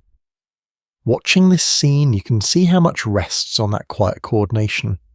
Nothing here feels secondary. Everything is necessary. The woman pauses, wiping her hands on her apron, and glances toward the doorway. For a brief moment her eyes meet yours. There is no surprise in her expression, only a quick assessment, as if she has already measured your presence and decided it requires no further attention. She returns to her work. The girl steps forward, lifting a small container with care, carrying it to the table. She places it down, adjusts its position, then looks back to the woman for confirmation. A slight nod is enough. The task is complete. You move on though, the rhythm of that space lingers with you. Further along, another doorway reveals a different scene. Here, two women sit close together, their hands busy with needle and thread. The fabric between them stretches across their laps, its surface slowly transforming under their careful work. They speak as they sow their conversation, quiet but steady, weaving in and out of the rhythm of their hands. You catch fragments, a mention of prices, a remark about a neighbour, a brief pause when one of them references something that has happened recently, something that shifts the tone for just a moment before it settles again. A lesser-known yet revealing detail is that sewing circles and shared domestic work often served as informal spaces for exchanging news and opinions, much like taverns did for men. As you watch them, it becomes clear how information moves here as, well, carried through conversation that feels casual but is anything but empty. You continue walking. The street narrows slightly and the sounds of the town soften again. You pass a small yard where laundry hangs between posts, the fabric moving gently in the evening air. A woman stands nearby, adjusting the line, her hands quick despite the long day that must already weigh on her. She pauses, stretching her back, then returns to the task. You notice the small details, the way the fabric is arranged to catch what light remains, the careful spacing that allows each piece to dry evenly. It is not hurried work, but it is constant. A firmly grounded historical point is that domestic labour in this period was physically demanding and time-consuming, often extending from early morning into late evening without clear separation. As you observe, you can sense how that effort accumulates, shaping not just the day, but the body itself. You move past the yard and into another stretch of street. Here a shop blends almost seamlessly into a home. The front displays goods, simple items arranged for sale, while the back reveals a living space where a meal is being prepared. A woman moves between the two areas, shifting her attention as needed, never fully leaving one for the other. A customer enters. Their exchange is brief, efficient. Coins are passed, goods are taken. The woman returns immediately to the hearth, stirring the pot with a steady motion as if the interruption was simply another part of the same task. Some historians propose that the economic contributions of women in colonial towns were often under-recognised despite their central importance to household stability and local commerce. Standing here, that idea feels almost obvious. The work is visible even if it is not always acknowledged in the same way as other forms of labour. You continue walking your steps slower now. The pace of the town has changed and you find yourself adjusting with it. There is less urgency but not less activity. Instead, the focus has shifted inward toward the tasks that prepare for the night ahead. You pass a doorway where a woman sits with a child beside her. She speaks softly, her tone calm as she guides the child through a simple task, perhaps mending something small. The child listens, their movements careful, their attention fixed on her words. The moment feels quiet, contained, a small transfer of knowledge passing from one generation to the next. You pause briefly, then move on. Further ahead, the street opens slightly and you see a group of women gathered near a well. They take turns drawing water, their movements coordinated without needing instruction. As one lifts the bucket, another steps forward to take it, carrying it away, while the next prepares to lower the rope again. Their conversation continues throughout, light at times, then more serious, then light again. It shifts naturally, reflecting the shared nature of both the work and the space. Scholars continue to examine how these everyday interactions shaped broader community bonds and influenced how people responded to the growing tensions of the time. As you watch, it seems clear that these connections run deep, formed through repeated acts of cooperation and shared responsibility. You draw a breath. The air carries a softer scent now, less of the market, less of the harbour, more of wood smoke and cooking. It feels warmer, more contained, as if the town is drawing inward with the fading light. You begin to walk again. The street ahead leads you further into this quieter rhythm where the work of the day does not end but changes form, and where much of what sustains the town happens in spaces that are easier to overlook yet impossible to replace. The light continues to fade, settling into a softer tone that smooths the edges of the street. What was once bright and defined now feels gentler, as if the town itself is exhaling after the long stretch of the day. You move more slowly, not from fatigue alone, but because the pace around you has shifted into something quieter, more contained. The scent reaches you first again, wood smoke thicker now rising from chimneys as fires are tended for the evening. It carries a warmth that contrasts with the cooling air, wrapping the street in something almost comforting. You follow it, drawn toward the glow of a hearth visible through an open doorway. Inside the room is alive with motion, not hurried but constant. A woman stands near the fire, her hands moving between pot and table, stirring, adjusting, checking. Steam and earth rises in soft waves, catching the dim light and fading into the darker corners of the room. Nearby, a small pile of laundry rests on a bench waiting its turn. You step closer, lingering just outside. The heat from the hearth reaches you, easing the chill that has settled into your hands. It feels grounding, steady, like something you could lean into if you allowed yourself. A firmly grounded historical understanding is that much of domestic life in colonial Boston revolved around the hearth, which served as the centre for cooking, warmth, and daily activity. Watching this space, you can see how everything orbits around it. The fire is not just practical, it is essential. A young boy kneels near a wooden tub, his sleeves rolled, his hands submerged in water that no longer holds much warmth. He lifts a piece of cloth, scrubs it with focused effort, then wrings it out, his grip tightening as the water drips back into the tub. He pauses briefly, flexing his fingers, then continues. A small, often overlooked detail is that laundry in this period was a labour-intensive process requiring repeated washing, rinsing, and wringing by hand. Standing here, you can sense the weight of that effort. It is not a task done lightly or quickly. It demands time, strength, and patience.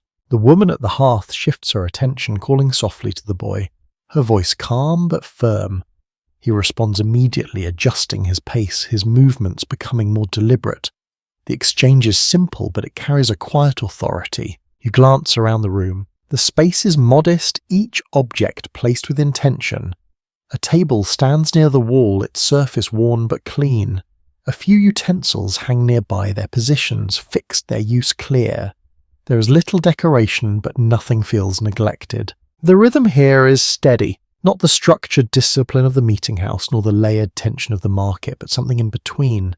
A quiet persistence that continues regardless of what has happened outside. You move on, drawn further down the street. Another doorway reveals a different scene. Here, two women work side by side at a large wooden board, scrubbing cloth together. Their movements are synchronized not by instruction but by familiarity. Water splashes lightly with each motion, catching the dim light before settling again. They speak as they work. Their conversation flows easily, moving from one topic to another without pause. A comment about the day's work leads into a mention of someone they know, which shifts into a quieter remark about recent changes in the town. You catch a fragment, a concern expressed carefully as if the words themselves carry weight. Some historians note that domestic spaces often provided a setting where concerns could be voiced more freely away from the immediate scrutiny of public places. As you listen, it feels true. The tone here is more open though still measured, as if even within these walls certain limits remain. You continue walking. The street grows quieter still, the sounds of the day settling into the background. Footsteps are fewer now, though not absent. A figure passes you, carrying a bundle close to their chest, their pace steady, their expression focused. You notice how the light from windows spills onto the street. Small patches of warmth against the cool stone, each one marking a space where life continues within. You move from one to the next, your steps guided by these soft pools of light. At one window you pause. Inside, a family gathers around a table. Their movements are slow, deliberate. A meal is being shared, simple but sufficient. No one speaks loudly. The conversation is quiet, punctuated by the occasional pause, the soft sound of utensils, the steady rhythm of eating. The moment feels contained, a brief pause in the day's demands. You move on. Further along, you pass a doorway where a woman sits alone, her hands resting in her lap for a moment, her gaze unfocused. It is the first stillness you have seen that feels like rest rather than transition. She breathes in slowly, then out, as if allowing herself a brief space before returning to what remains to be done. A widely accepted historical point is that the end of the day in colonial households rarely meant complete rest, as tasks continued into the evening to prepare for the next day. Watching her, you can sense that truth. This pause is temporary, a small moment held between responsibilities. You continue walking, your own steps quieter now. The air feels cooler again as you move away from the hearth, though the scent of smoke lingers carried along the street. It settles into your clothes, your hair becoming part of the experience in a way that will not fade quickly. Scholars continue to examine how the physical demands of domestic labour shaped daily life and social structures, influencing not only individual routines, but the broader functioning of the community. As you move through these spaces, it becomes clear that this work, though often unseen, forms the foundation upon which everything else rests. You draw a slow breath. The town has not stopped. It has simply changed its pace, its focus shifting inward as the light fades. Ahead, the street stretches on, dim and quiet, yet still alive with the steady, persistent motion of those preparing for the night. And you follow it, carrying with you the warmth of the hearth and the quiet understanding of how much effort it takes to bring even a single day to its close. The street grows dimmer as you move on, the last traces of daylight slipping quietly behind the rooftops. Lanterns begin to appear one by one, their glow small but steady, marking doorways and corners with soft pools of light. You notice how the town does not fall silent at night. It simply changes its tone, becoming more careful, more deliberate. Your steps slow. There is a weight in the air here that feels different from the earlier rhythms of work and trade. It is not loud or obvious, but it is present, woven into the way people move, the way they look at one another, the way certain conversations seem to pause when others approach. You pass a house where a door stands slightly open. Inside, you see a man seated near the hearth, his posture straight despite the long day that must be behind him. His hands rest on his knees, his gaze fixed ahead, not unfocused but steady as if holding something in place. A woman moves quietly behind him, tending to a small task. Her steps light her presence, careful. The space feels composed, measured. A well-supported historical account tells us that Boston in 1770 included both free black residents and enslaved individuals, each navigating a complex and often restrictive social structure. As you stand at the edge of this doorway, you begin to sense how layered that reality must have been. Freedom here is not a single condition. It exists in degrees shaped by circumstance, law, and perception. You move on, though, the image stays with you. Further along, you notice a small gathering near a corner quieter than the groups you saw earlier in the market or tavern. The people stand close, their voices low, their expressions serious. You cannot hear their words clearly, but you can sense the tone. It is not casual. It carries weight. A figure steps slightly apart from the group, glancing down the street before returning to the conversation. The movement is subtle, but it suggests awareness, a careful attention to who might be nearby. You continue walking, giving them space. A lesser known but revealing detail is that black communities in colonial cities often formed networks of support and communication, sharing information and resources within the limits imposed upon them. As you observe these quiet interactions, you can imagine how such connections might take shape, not in open display, but in careful intentional moments. The street narrows again and you pass a building where voices drift out through a partially open window. Inside, a conversation unfolds, calm but firm. One voice speaks with quiet authority, the other responds with measured agreement. There is a sense of planning, though the specifics remain just beyond your hearing. You pause briefly, then move on. The night deepens. Lantern light flickers against the walls, creating shifting patterns that move as you walk. Shadows stretch and contract, blending with the uneven surfaces of the buildings. It gives the street a sense of motion, even when no one is passing. You notice a man walking ahead of you, his pace steady, his shoulders slightly tense. He glances back once briefly, then continues forward. The gesture is small, but it suggests a habit and awareness shaped by experience. You follow at a distance. A carefully considered interpretation among historians is that black individuals in colonial Boston lived with a constant need to navigate both visible and invisible boundaries, adjusting their behavior depending on context and company. As you watch this man, you can sense that awareness in the way he moves and the way he checks his surroundings without breaking his stride. He turns down a side street, disappearing from view. You continue straight. A doorway ahead reveals another scene quieter still. A woman sits near a small table, a child beside her. She speaks softly, her tone gentle, guiding the child through a simple task. The child listens closely, their movements careful, as if understanding that this moment holds importance beyond its simplicity. The room feels warm, contained. A widely accepted historical point is that family life within Black communities often centered around resilience and mutual support, even in the face of significant constraints. Watching this scene, you can feel that strength not as something dramatic, but as something steady present in each small act of care and instruction. You move on your steps, light against the stone. The street opens slightly and you find yourself near a larger building, where a few figures stand apart from the main flow of the town. Their postures relaxed in appearance, but their attention is focused.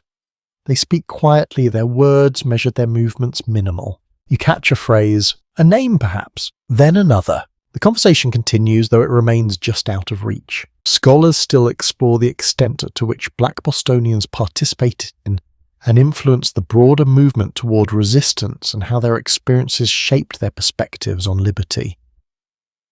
As you move through these quiet spaces, it becomes clear that their presence is not separate from the larger story. It is part of it, woven into the fabric of the town in ways that are not always visible at first glance. You draw a slow breath. The air feels cooler now, the warmth of the day fully gone. The scent of smoke remains mixed with something else, something harder to define. Perhaps it is simply the stillness of night settling into the spaces between buildings.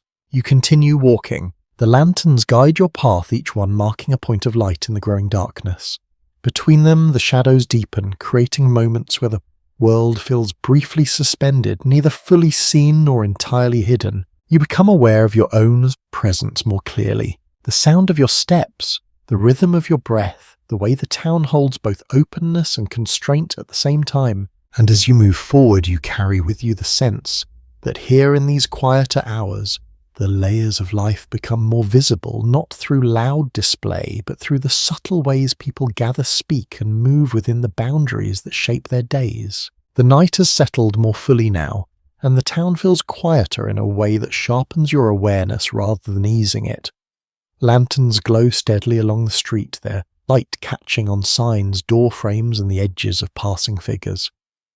You move through this soft illumination with a growing sense that words, not just actions, are shaping what comes next. You notice the shop by its window. Inside, a warm glow reveals a small, busy space filled with paper tools and the faint scent of ink. The door stands open just enough to invite a closer look. You step toward it, drawn by the steady rhythm of movement within. A man stands at a wooden press, his hands darkened by ink, his focus absolute. He adjusts the paper with careful precision, then lowers the press with a firm, controlled motion.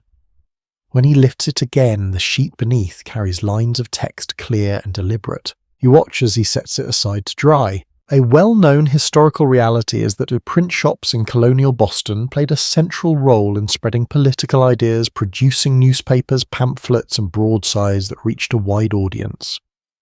Standing here, you can see how that process begins not in grand declarations, but in quiet, repeated action. Another figure moves beside him, arranging freshly printed sheets into neat stacks. He scans each one quickly, checking for errors, his eyes moving with practiced speed. When he finds a flaw, he sets the sheet aside without hesitation, his expression unchanged. The work continues. You step inside the door, closing softly behind you. The air is thicker. Here, carrying the sharp metallic scent of ink mixed with the dryness of paper. It settles in your nose, your throat becoming part of the experience in a way that feels both immediate and lasting. On a nearby table, several finished pages lie spread out. You move closer, reading what you can in the dim light. The words are direct, carefully chosen, carrying arguments that feel sharper than the conversations you heard earlier. There is a clarity here, a sense of intention that leaves little room for ambiguity. A curious and telling detail is that printers sometimes faced legal risk for publishing certain materials, especially those critical of authority, yet many continue to do so. As you stand here, you can sense the quiet boldness in that choice. Each sheet represents more than information. It carries a position. The man at the press glances toward you briefly, then returns to his work. He does not ask questions. He does not need to. Your presence is simply absorbed into the rhythm of the room. You notice another figure seated near the back, a small stack of papers before him. He writes with steady focus, his hand moving across the page in a measured flow. Occasionally he pauses, lifts the pen and considers the next line before continuing. You wonder what he is composing. A response, an argument, a message intended to reach beyond this small space. You watch as he finishes a line, then reads it quietly to himself, his lips moving without sound. He nods once as if satisfied, then continues. Some historians emphasize the importance of print culture in shaping public opinion during this period, while others point out that its influence depended heavily on who had access to these materials and how they were shared. As you look around the room, it becomes clear that the process does not end here. These pages will move outward, carried by hands read aloud, discussed, repeated. You step closer to the table again. One sheet catches your attention. The language is firm yet measured. It speaks of rights, of fairness, of expectations that are not being met. The tone is not reckless, it is deliberate, as if each word has been weighed before being set in place. You trace the lines with your eyes, feeling the structure of the argument. It is not loud, but it is persistent. A voice breaks the quiet. The man at the press speaks not to you, but to the one who is writing. A brief exchange follows, their words low-focused. They discuss a phrase, a choice of wording, whether it carries the intended meaning. The conversation is precise, almost careful in its attention to detail. Then it ends. The work resumes. You step back, taking in the room as a whole, the steady motion of the press, the careful arrangement of pages, the quiet concentration of those who write and review. It all feels contained yet connected to something much larger. You move toward the door. As you open it, the cooler night air meets you again, carrying away some of the density of the room behind you. You step outside the sounds of the street, returning though softer now than before. You pause for a moment, holding the image of the print shop in your mind. Scholars continue to examine how the spread of printed ideas contributed to the growing sense of shared identity among colonists, and how those ideas influenced the path toward conflict. As you stand here, it feels as though you have just witnessed one of the quiet engines of that change working steadily, page by page. You begin to walk again. The street stretches ahead, lit by scattered lanterns, each one marking a point of light in the dark. The town feels both settled and alert, as if it is holding its breath, waiting for something not yet fully defined. You carry the words with you, not just the ones you read, but the sense of them, the intention, the care, the quiet determination that shapes them. And as you move forward, you realize that here, even in the stillness of night, ideas are being formed, refined, and set into motion, ready to travel far beyond the small rooms where they went, so where they begin. You step away from the print shop with its quiet urgency still lingering in your thoughts, and the night draws you further along the street. The lanterns now feel brighter against the deepening darkness, each one casting a small circle of certainty in an otherwise shifting landscape of shadow. Your footsteps sound louder than before, not because the street has emptied, but because everything else has softened.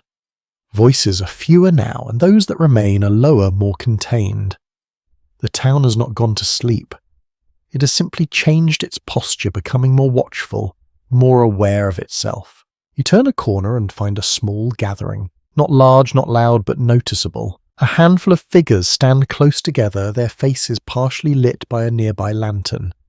Their conversation is quiet, though the intensity of their focus makes it feel heavier than the volume would suggest.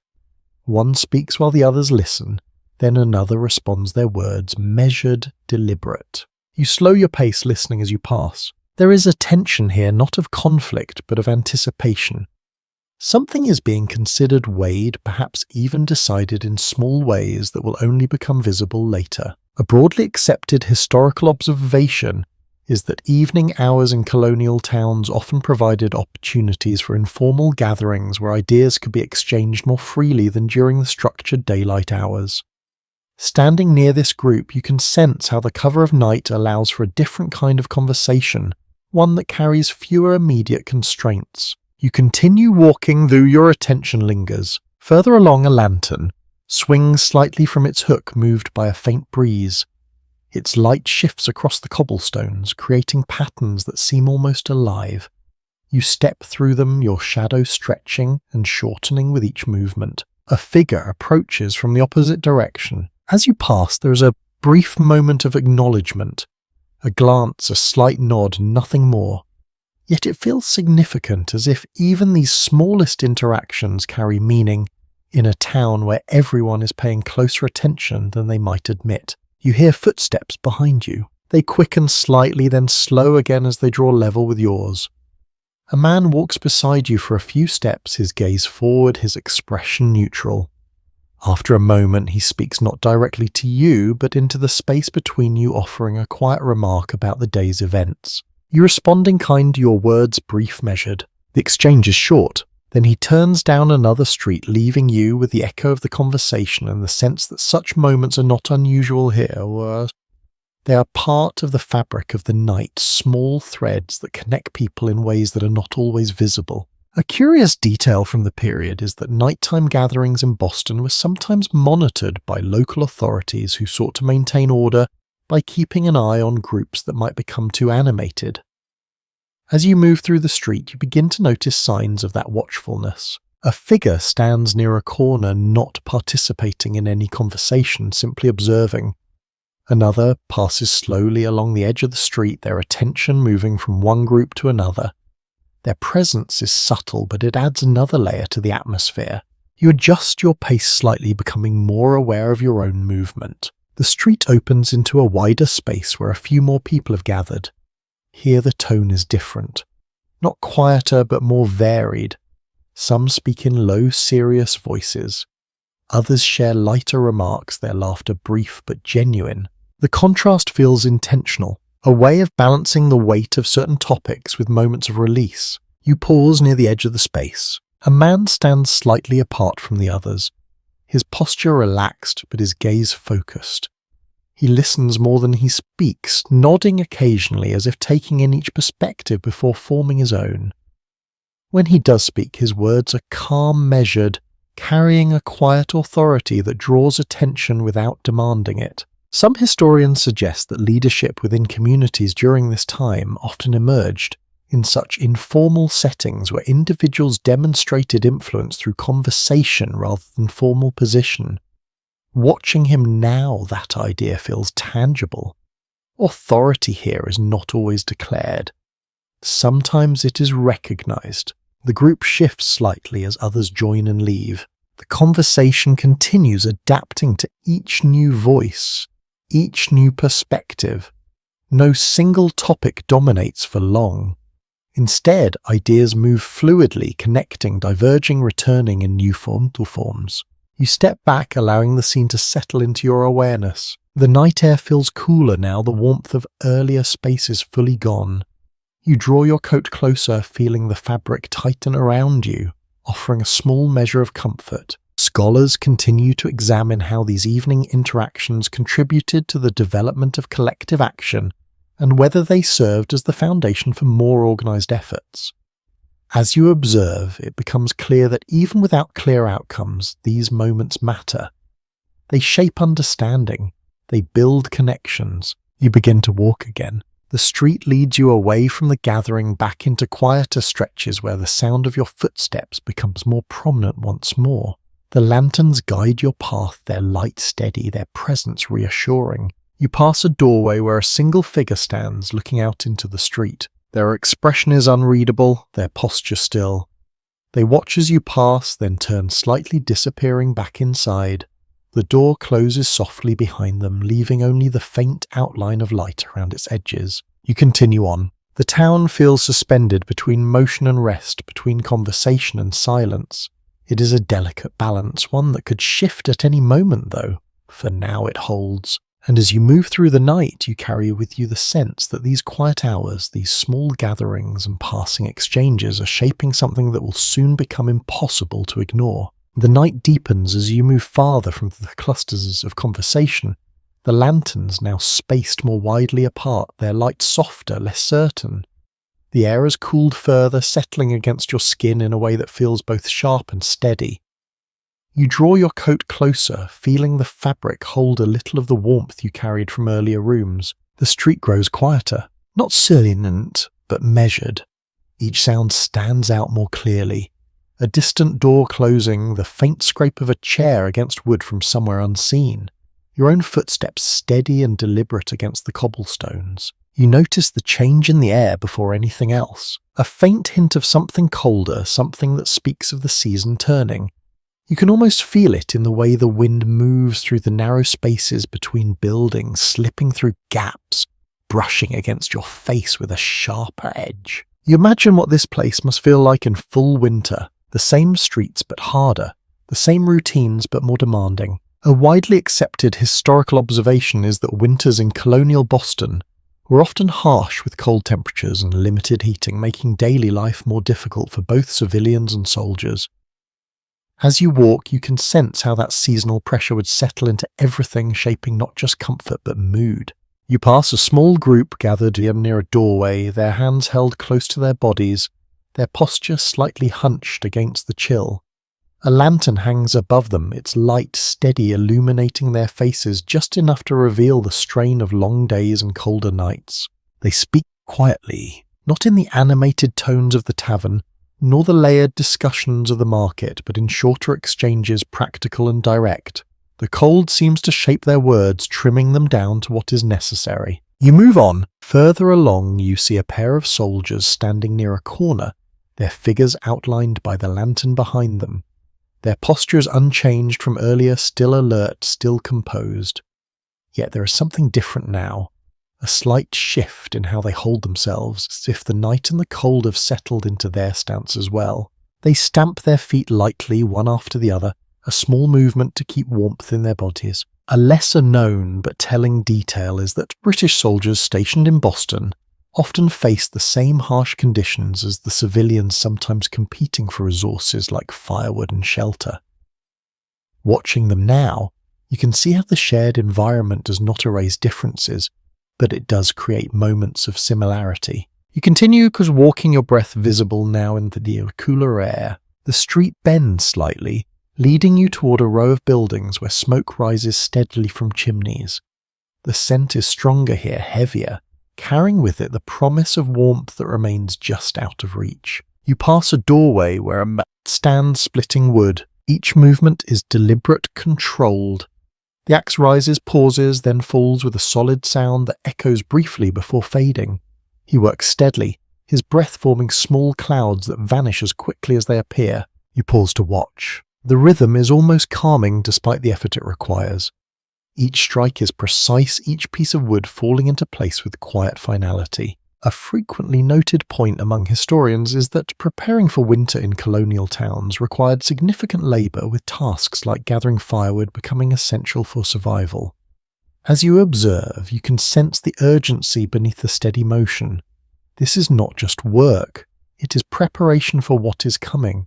The man pauses, wiping his brow despite the cold, then resumes. You move on. The street opens slightly, revealing a small open space where a few figures pass through without stopping. Their pace is quicker here, their movements more focused. The cold seems to encourage motion, to discourage lingering. You feel it yourself, a subtle push to keep moving to avoid standing still for too long. Some historians continue to examine how seasonal hardships and influence tensions between soldiers and civilians, suggesting that shared discomfort could both unite and divide them in different moments. As you walk, it feels easy to imagine how limited resources and close quarters might sharpen existing frustrations. You draw your coat tighter again. The fabric offers only so much protection, but is enough to keep you moving comfortably. Your hands tuck closer to your side, your shoulders lifting slightly against the chill. A figure passes you carrying a small bundle of wood. Their steps are quick, purposeful, their focus entirely on the task. They do not look up, do not slow, simply move through the space with the quiet determination that seems to define so much of life here. You continue forward. The lanterns grow fewer, the spaces between them darker. You adjust your pace slightly, your eyes more attentive to the path ahead.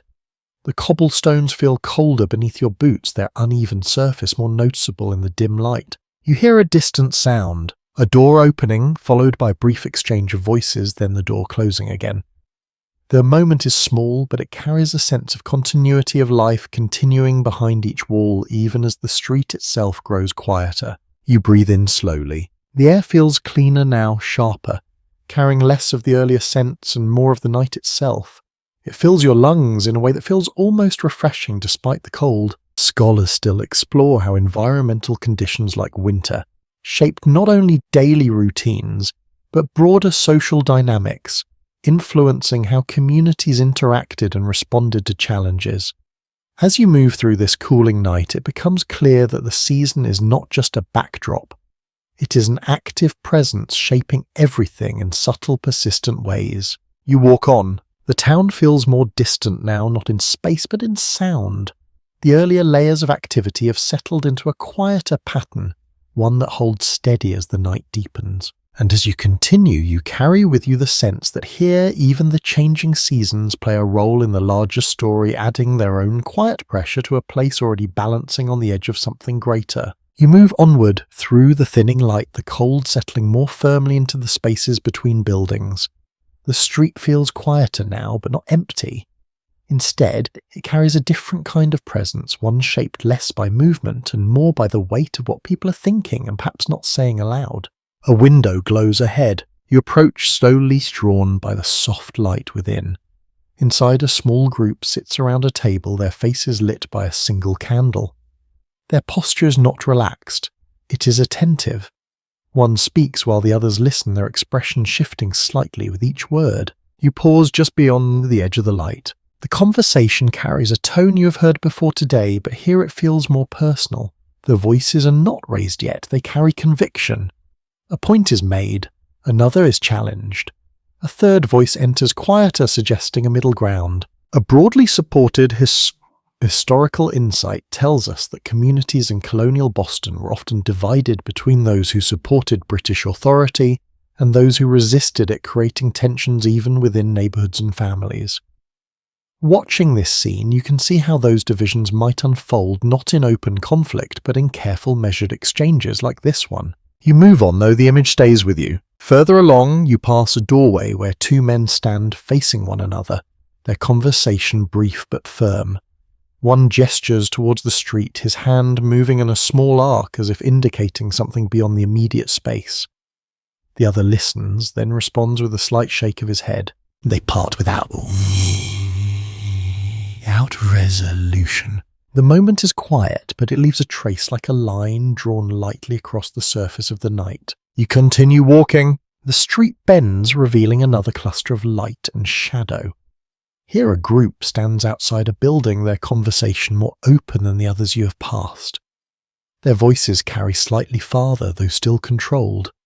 You catch fragments of their words as you approach. Trade, authority, obligation. The same ideas returning in different forms. A lesser known but revealing detail is that not all colonists supported resistance to British policies, with some maintaining loyalty to the Crown for economic, cultural or personal reasons. As you listen, you can sense how those differing perspectives create a tension that is not easily resolved. Each side holds its own reasoning, its own sense of what is right. You pass them slowly. One of the men glances toward you, then back to the group, as if your presence is noted, but not significant enough to interrupt the flow of conversation. The others continue their words, weaving together and apart, forming patterns that shift with each new point. You move beyond them. The street grows quieter again, though the sense of division lingers. It is not loud, not obvious, but it is there, present in the spaces between people, in the pauses that follow certain remarks. You notice a house where the door stands slightly open. Inside, a family sits together, their posture more relaxed than the groups you have seen outside. A meal is being shared, simple and steady. The conversation here is softer, more contained. Yet even within this space, there are moments where the tone shifts, where a remark leads to a brief silence before the flow resumes. A widely recognized historical point is that political tensions in colonial Boston often entered domestic spaces, influencing conversations within households as much as public gatherings. Watching this scene, you can see how those larger issues filter into everyday life, shaping even the most familiar interactions. You step away, continuing down the street. A figure approaches from the opposite direction, their pace measured, their gaze forward. As you pass, there is a brief moment of eye contact followed by a small nod. The gesture feels more deliberate than earlier ones, as if acknowledging a shared awareness of the changing atmosphere. You walk on. The lanterns are fewer now, their light softer, their reach shorter. Shadows deepen between them, creating spaces where the world feels briefly suspended, neither fully visible nor entirely hidden. You hear voices, again quieter, this time coming from a side street. You turn slightly, looking toward the source. Two figures stand close together, their heads inclined toward one another. Their conversation is low, almost indistinct, but their posture suggests intensity.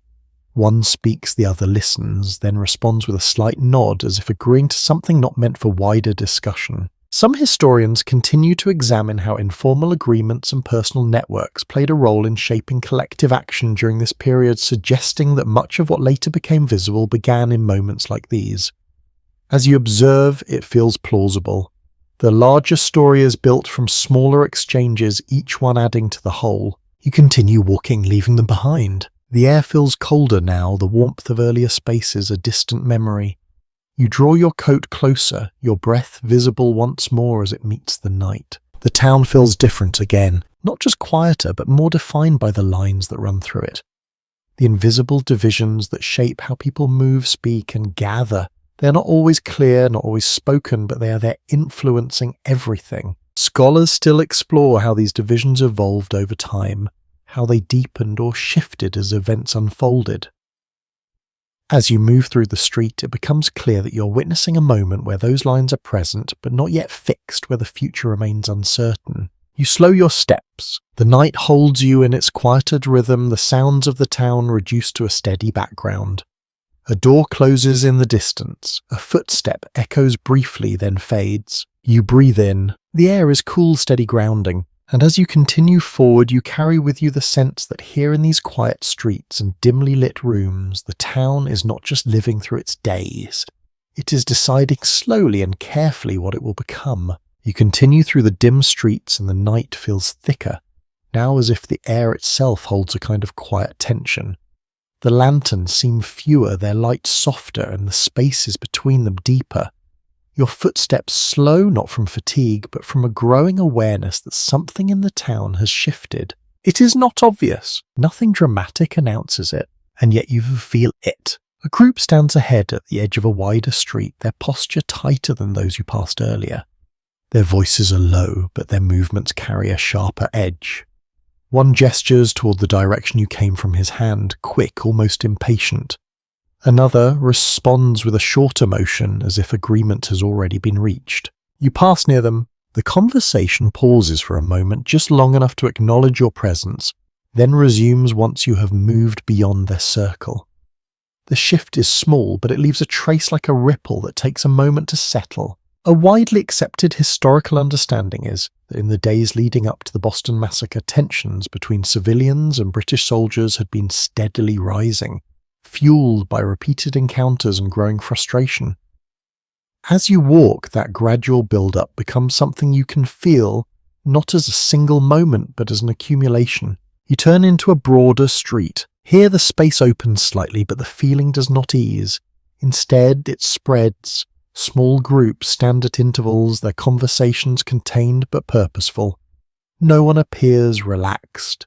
Even those who are not speaking seem to be listening, their attention drawn outward. You notice the soldiers again, not in a single cluster this time, but positioned at different points along the street. Their presence is more dispersed, yet no less noticeable. They stand with the same measured posture, their gaze moving steadily, taking in the scene. A curious detail from accounts of the period is that minor confrontations between soldiers and townspeople were not uncommon, often beginning with small provocations that could quickly escalate. As you observe the distance between the groups, you can sense how easily such moments might arise. The space between them feels charged, though nothing has yet happened. You continue walking, your steps careful. A man passes you quickly, his pace faster than the general rhythm of the street. His expression is set, his focus forward. Behind him another follows, calling out softly, though the words are lost in the night. The first does not stop. You feel the movement around you beginning to change, not rushing but tightening. A door opens nearby and a figure steps out, looking up and down the street before moving toward one of the groups. The exchange that follows is brief, urgent in tone, though still quiet. The figure nods once, then turns and disappears back inside. You slow again. The air feels different now, heavier, as if it carries something more than the usual mix of smoke and night. You draw a breath and it feels sharper in your chest. Some historians continue to examine whether the events that would soon unfold were inevitable or if they resulted from a series of small decisions that might have gone differently. As you move through this moment, it feels as though both possibilities exist at once. The tension is real, yet the outcome is not yet fixed. You pass a pair of soldiers standing near a building. Their posture is unchanged, but their attention seems more focused. One shifts his weight slightly, adjusting his stance, his hand moving briefly before returning to his side. The movement is small, but it suggests readiness. You notice how the people around them respond, not with open defiance, but with a subtle tightening of movement. Conversations shorten, gestures become smaller. The space itself feels narrower even though the street has not changed. You continue forward. A group ahead stands closer together than the others, their voices low but intense. You catch fragments as you approach. Complaints, warnings, a mention of something that has happened earlier, something that has carried into this moment. One of them turns slightly, looking down the street toward the soldiers. The glance is brief, but it carries weight. A lesser discussed yet intriguing point is that crowds in colonial towns could form quickly sometimes, without clear intention, drawn together by shared curiosity or concern. As you watch this group, you can see how easily that might occur. A few people gather, others notice. The space fills without anyone fully directing it. You step back slightly, giving them room. The lantern light flickers, casting shifting shadows across the faces in the group. It makes their expressions harder to read, though the tension within them remains clear. You feel your own awareness sharpen. The sound of your footsteps seems louder again, though you have not changed your pace. The air feels cooler, or perhaps this is simply the way your senses have adjusted. Scholars still explore how perception and misinterpretation may have played a role in escalating tensions during moments like these, where small actions could be read in different ways depending on who is watching. As you stand at the edge of this gathering, you can sense how easily a gesture might be misunderstood. How quickly a word might take on more meaning than intended. You move on, though, more slowly now. The street stretches ahead, but it no longer feels like a simple path. It feels like a space where something is about to happen, though you cannot yet see what form it will take. You pass another doorway where a figure stands half in shadow, watching. They do not speak. They do not move. They simply observe. And as you continue forward, you carry with you the growing sense that this night is not like the others, that the quiet tension you have felt throughout the day has gathered itself into something closer, something waiting just beyond the next turn. You take another step forward and the street ahead seems to hold its breath. The lanterns flicker their light unsteady now, as if even the small flames feel the shift in the air. The groups you passed moments ago have not dispersed. If anything, they've drawn slightly closer together, their edges less defined, their presence more concentrated. You feel it immediately. The difference between a gathering and a crowd. A voice rises sharper than the others. Not loud enough to break the night, but strong enough to draw attention. Heads turn, shoulders shift, the space tightens in a way that makes your own movements feel more deliberate, more cautious. You slow, though you do not stop. Ahead, near a narrow stretch of the street, a small cluster of soldiers stands facing a group of townspeople. The distance between them is not large, yet it feels significant. Each step, each gesture seems to carry more weight than it should. A widely accepted historical account states that the Boston Massacre occurred on March the 5th, 1770, when tensions between British soldiers and civilians escalated into violence after a confrontation in the street. Standing here in this moment before anything has fully unfolded, you can sense how fragile the balance is. A man in the crowd speaks his words quick, his tone edged. Another responds not directly, but with a remark that carries just enough challenge to be felt. The exchange is not orderly, it moves in fragments, voices overlapping meaning. shifting as it passes from one person to another. The soldiers hold their position. Their posture is steady, though not entirely still.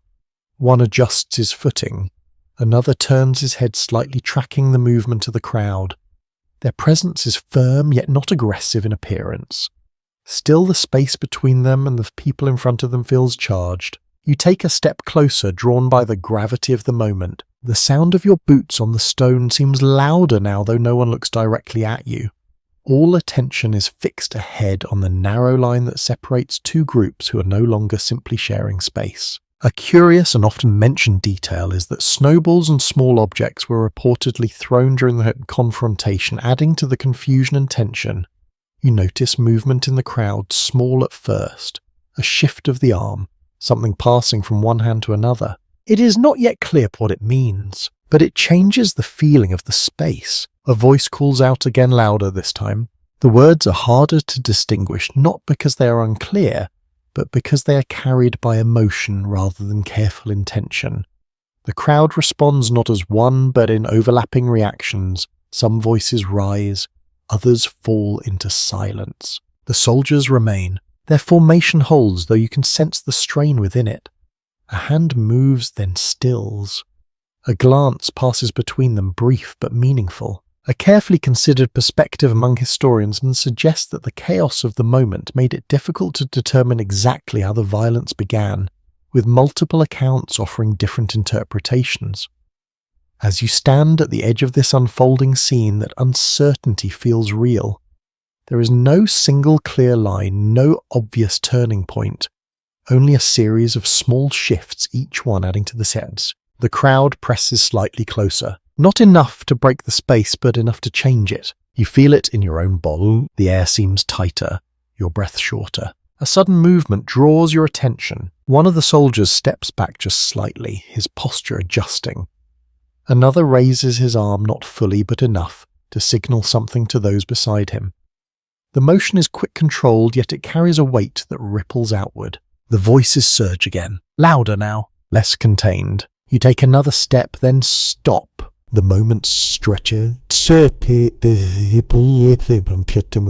Everything feels suspended. Then it breaks. The sound is sharp, sudden, cutting through the night in a way that leaves no room for doubt. It echoes against the buildings, carrying farther than any voice could. For a brief instant, the world seems to pause around it. Then movement returns. Not orderly, not controlled. People shift a step back, press forward.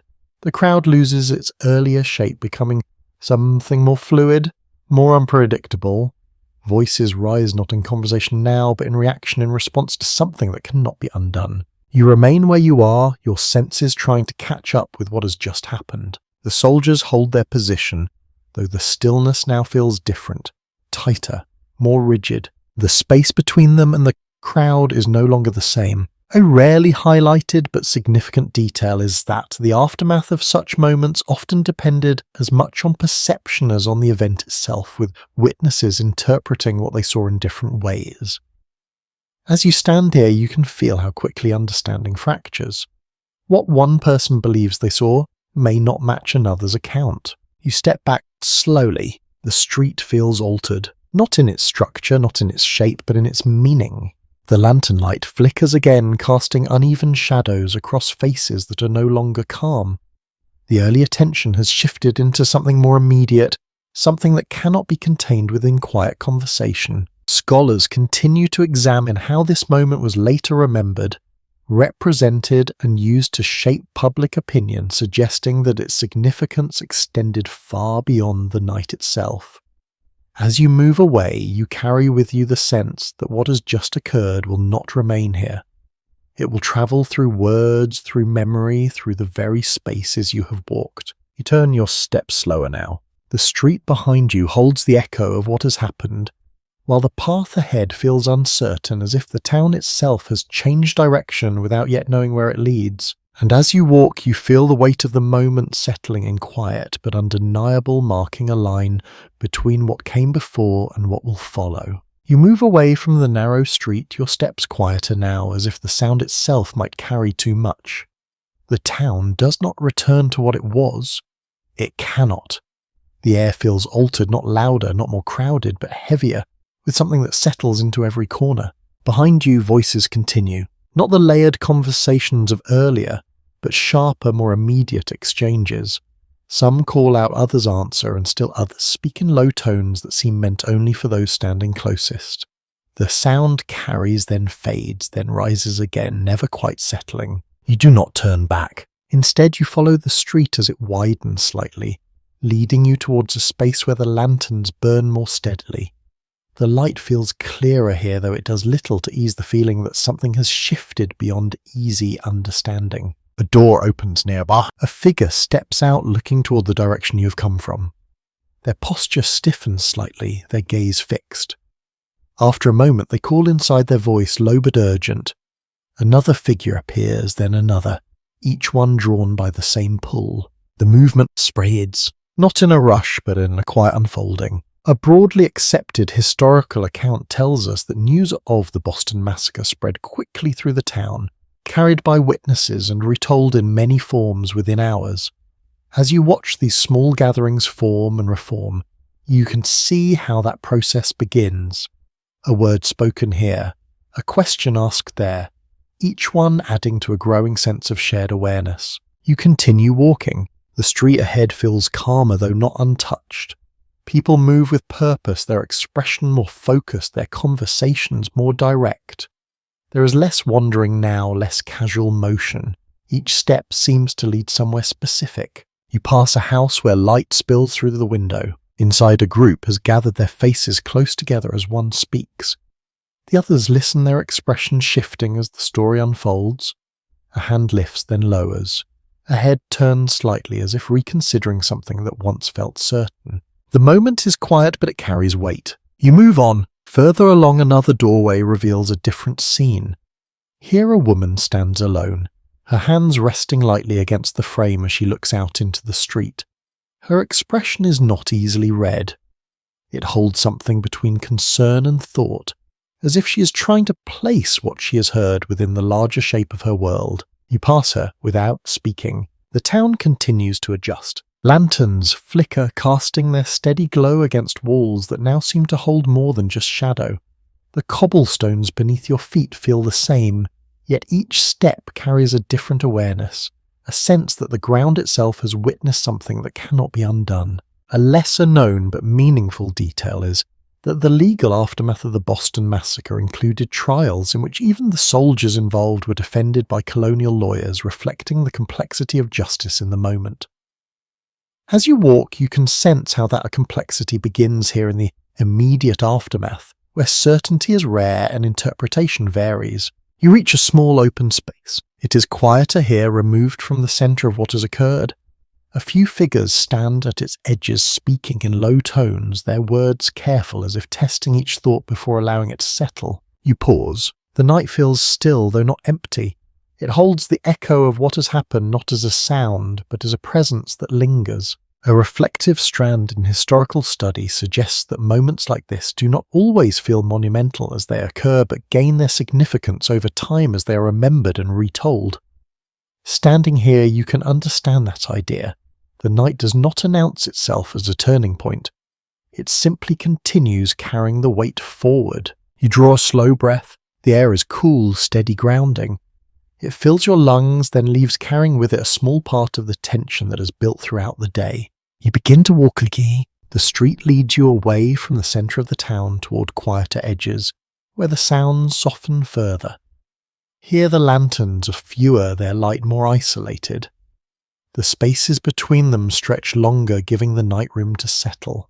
You feel your pace slow naturally. The urgency of earlier moments begins to fade, replaced by a quieter awareness.